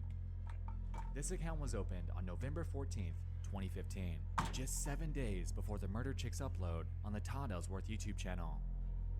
The first post on this profile was an eerie police sketch of a 2005 Hawaiian rape suspect, and the second was a tweet about the US Postal Service being, quote, the deepest part of the deep web. During this time, simultaneously, the KFC Murder Chicks had, on their Tumblr page, made a very bizarre post outlining their reluctance on shipping physical copies of their CDs due to their lack of trust in what they referred to as a creepy postal service. Subsequently, screen caps were taken from the Ask Me Anything portion on their page, and this is where the mystery, albeit loosely, would begin to converge. In reference to the Postal Service remark, one user asked, "What about the post office gives you the creeps? I've used it a couple years now, and they seem to be just fine. Just curious." Their response? This is probably a controversial view, but there's a lot to suggest that they're tied in with a lot of the government's more unsavory activities. Spying, profiling, general disregard for constitutional rights, all that fun stuff. Lots of stuff sent to us, and an inordinate amount really has never made it, and vice versa. Not to say I'm in favor of the way they got fucked over by the FedEx and UPS lobbies either, though. Now, normally I'd write this off as a simple hot take on the post office, but considering the timing here, especially in relation to the Todd Ellsworth tweet, things were becoming suspect. And so, more questions rolled in. What do you know about Eratus? Like magic? Yukio Eratus? We don't know what Eratus is. Please stop messaging us about it. It's getting weird. And another. Hey, big fan of your music. Quick question though. You posted a link to your album, Cortex Rampage. I got to give it a listen before it disappeared, and on the track, Get Shit Straight, you mentioned a man named Todd Ellsworth. Who is he? Thanks. To which they responded, "He's fine, don't worry about it." This isn't lining up. Here, they claim that they know absolutely nothing about Eratus, but also go forth to say that the name of the one person that's repeatedly been dropping hints about exactly that is doing fine. Noted. And one last example, yet another question rolled in that inquired on the band's favorite types of movies, in which they responded with the Carnosaur series. This ended up sparking even more interest, since, as we can recall, Kronos for Life was an avid fan of the series that Carnosaur was accused of ripping off, Jurassic Park. A bit odd considering the circumstances up to this point, but another tie to Eratus nonetheless.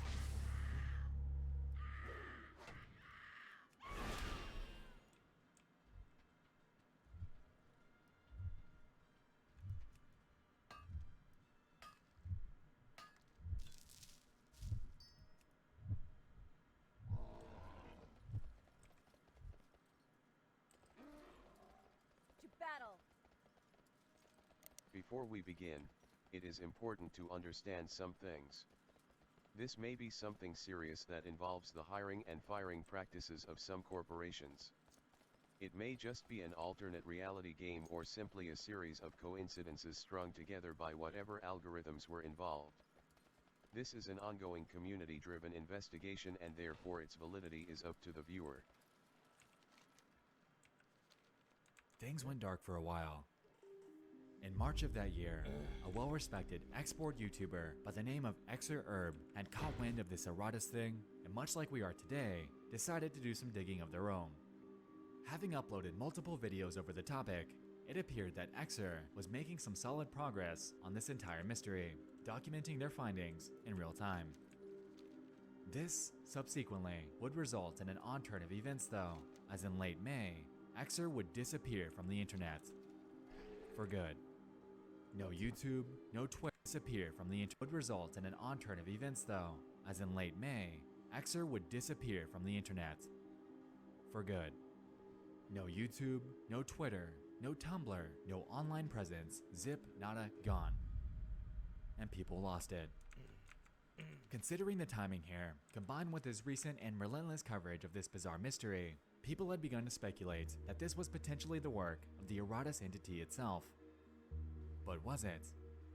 Interestingly, a few days before this sudden disappearance, people on 4chan began to speculate that XR were the ones behind this entire mystery altogether, arguing that one of the websites that they showed in their video was one that contained a lost KFC Murder Chicks album. While a solid postulation, this was eventually found to have been discussed on 4chan a few days prior, so that theory, albeit understandable, was debunked. As of writing, only one of their Eratus videos and another over a different mystery seem to have been archived. Since their disappearance, the only real coverage about this was by a user named Toxicologist. In this upload, they discuss the odd termination of the account, leading some to believe that Toxicologist is actually XR himself. Makes sense, however only one of their videos covers this, and that's it, implying that this person is being genuine here. Nonetheless, definitively proving that these two accounts aren't one and the same is nothing short of impossible, so we're merely going off speculation.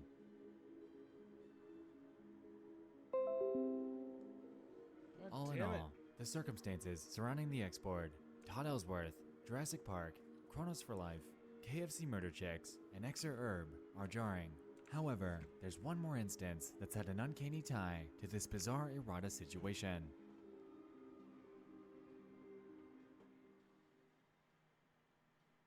So let's take a look.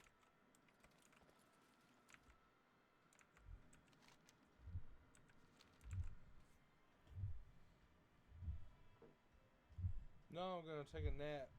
Just kidding.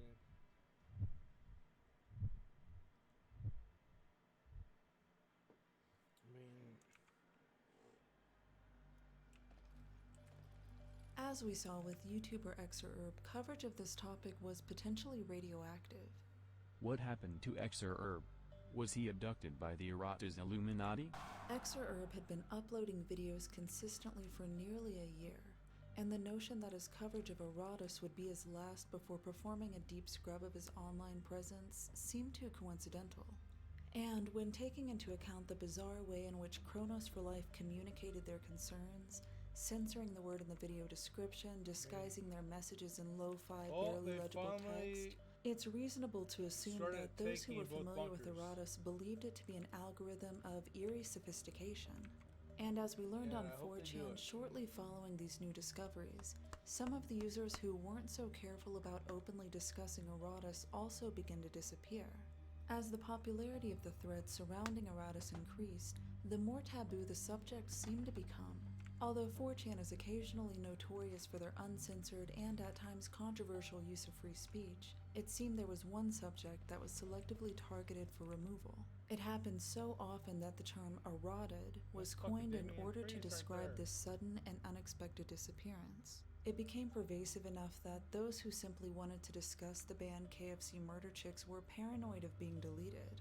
Just a thought, one Anon posted. Should we be backing up these threads offline just in case? I mean, if we're actually investigating this, we should be prepared for the event that it turns out to be true. who knows how deep Aratus goes? So now the question remains, are these mysterious censorships compelling evidence for some kind of omniscient program which tracks and deletes any mention of itself? Is Aratus the Orwellian nightmare many fear?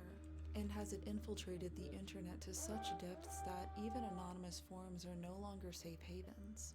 But as many of you may be wondering, if this were the case, why does a Google search for the term yield Reddit discussions, screen-capped images of charts and diagrams, and pages of group attempts to solve this riddle? Wouldn't these posts also have been eroded?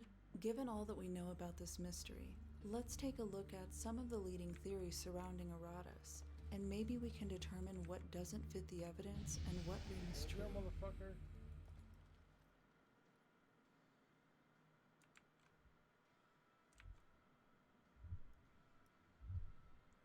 Fucking 5.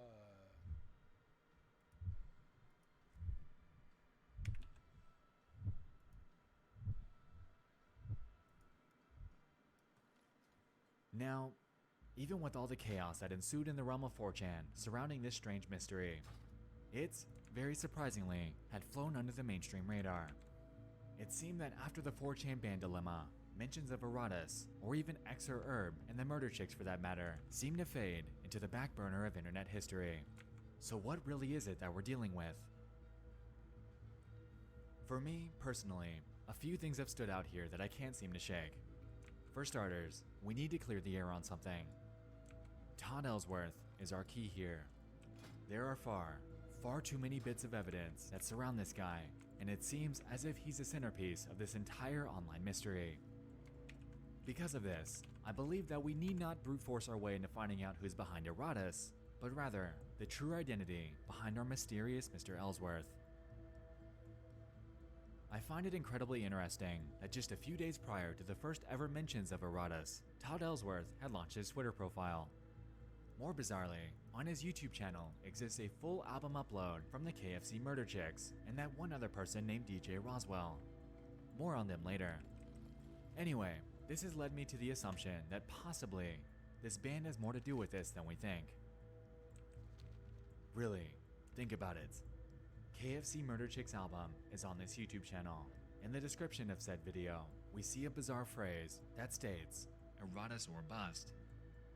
Also, back on Todd's Twitter page, he mentions distrust in the postal system, and heading over to the KFC Murder Chicks Tumblr page, they claim the exact same thing. Furthermore, the band claims that their favorite movies are the Carnosaur series, which was widely regarded as a ripoff of the Jurassic Park series, being a direct tie to Kronos for Life, someone who pled that they were being targeted by Aratus. And lastly, the nail in the coffin, their Tumblr reply about Todd Ellsworth. When directly confronted about his inclusion in their song and their thoughts on this elusive person, they flat out state, "He's fine, don't worry about it." To me, far too much points us back to this strange band. Far too much to then they flat out state, "He's fine, don't worry about it." To me, far too much points us back to this strange band. Far too much to discount all of this as some sort of coincidence and to absolve them from any sort of involvement here. I'm led to the belief that the original mentions of this Aratus thing was fabricated by the murder chicks themselves, or at least someone involved with them. Just prior to this, they set up the accounts, got all their ducks in a row, and proceeded to string 4chan along down this incredibly bizarre rabbit hole. Anytime the mystery seemed to go dead or stall, so to speak, I believe is when they jumped back onto the site to bring it up again, further directing attention to these posts and various accounts. But who actually was it?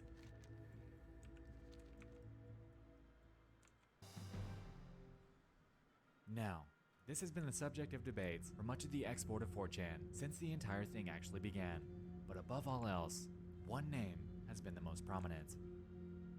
Remember that other video on Todd's account? The one with that other music album that we didn't touch on much? It was made by a DJ, Roswell. Atrocity Guide had actually found a solid amount of information on this guy, and apparently, he frequents the paranormal board a lot. As a matter of fact, in 2014, he used his alias to make a post explaining that he's going to start a noise rock band called the KFC Torture Chicks, Further on that year, he made a thread asking if anyone would buy a certain toy that went pretty viral back then. If we can recall, there was some pretty large outrage over a children's toy wand that had a disturbing photo of a girl cutting her wrist inside of it. Anyway, what's the significance of this? Well, a mere 2 years later, we see this picture again in a thread directly related to the Eratus mystery. Specifically, the one where we discovered the connection to Chronos for Life. Speaking of them, I wanted to go forth and make a claim. I personally don't believe Chronos for Life was involved in creating this mystery. I'll explain. While Xer Herb and Todd Ellsworth acted as catalysts, I believe that the Chronos for Life situation was shoehorned into this entire situation by Roswell himself. As a matter of fact, at this point with his involvement, I wouldn't put it past him to stumble upon this Chronos for Life account, since going by this image, he was active in discussion regarding Jurassic Park. Notice that there's a random address thrown into the captions in error, and to run with it, matching it with the alleged address of this brand new band that they're a producer for, the KFC Murder Chicks. I believe that this entire thing was fabricated and run not only by the KFC Murder Chicks, but primarily DJ Roswell himself. According to the Paranormal Board of 4chan, for instance, he loves being there, and numerous jokes have been made involving the possibility of, quote, every post on X being made by Roswell. Now, thinking about it, this entire concept isn't anything new either. We've seen plenty of companies and groups use mysteries and alternate reality games as some sort of marketing tool. 9 Inch Nails did it, Cloverfield gave it a shot, and more recently, even Stranger Things jumped on the bandwagon. It's surprisingly effective, and the darker side of the internet that we're all a part of absolutely loves eating this stuff up. Fuck. Unfortunately though, for Roswell and the Murder Chicks, it seems as if it didn't turn out to be quite as groundbreaking as they thought it would.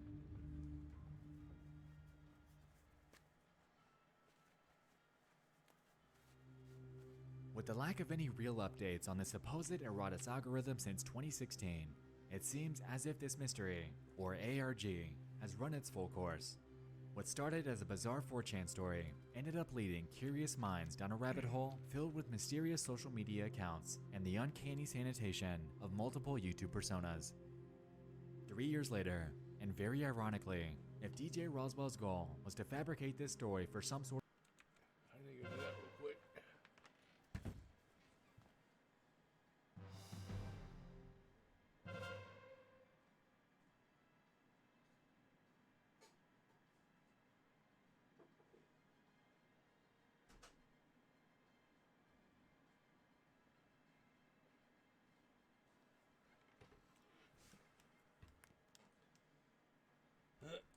sort of marketing ARG, then I guess due to this video itself, it worked. Unfortunately, contrary to the stellar setup, the conclusion left much to be desired, being left in the dust as a failed marketing project that could have been. It's fucking Damian Priest. Nonetheless, Eratus has proven to be a captivating rabbit hole, appearing to have ended the careers of various YouTube channels. I guess the only real way to figure out if this thing was real or not is to wait and see if my video or channel gets taken down. And if so, then, well, it's been a fun ride, guys. Back to the drawing board.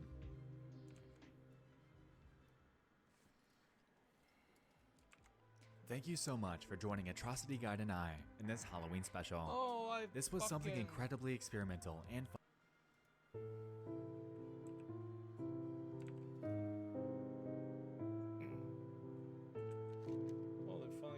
This video is sponsored by Raid Shadow Legends. Raid Shadow Legends is a turn-based mobile RPG that is changing the world of mobile gaming. This game has gotten nearly 15 million downloads in the past 6 months alone. In this dark fantasy game, you can play through a fully voiced story campaign, raid with friends in a clan, and explore over 1 million champion builds. And of course, it's all free. This game has extra features too, like multi-battle auto mode, where you can set battles to run automatically while you do something else in the background, and weekly tournaments and events where you can win prizes. This game is growing very quick, so they published this roadmap to help you get started. If you're quick enough, you can add me with my username, ScareTheater, and join my clan. Download Raid Shadow Legends today with my link in the description, and you'll receive 50,000 silver. You son of a bitch. For over a decade now, there's been a video circulating the internet that may be disturbing to some. It is an allegedly authentic 911 call an elderly woman made in her final moments of life. She complains to the operator that a suspicious man has been wandering around the apartment. About midway through the call, she says she doesn't know where the man is, and then, well, just listen for yourself. This is Ruth Price of 3877. What's the problem, ma'am? Oh, well, there's some guy been checking the place out. How? Well, he went in the back. I have an apartment in the back, and he said he was looking for a guy, and he comes to my door, and yes, and said he's looking for an apartment. So I live alone, and I'm an old lady. Mm-hmm. Where is he now, ma'am? I don't have no idea.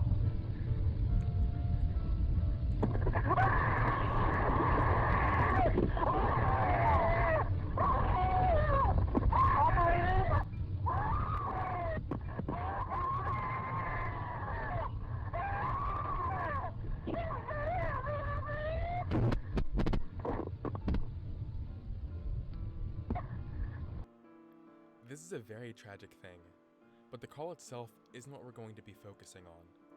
Since the release of this, there's been a lot of confusion as to the background of this call. No one has been able to identify who Ruth Price is, nor are they able to find any record of this incident ever occurring, aside from this audio recording. It's to the point where it's become questionable whether this is even a real 911 call.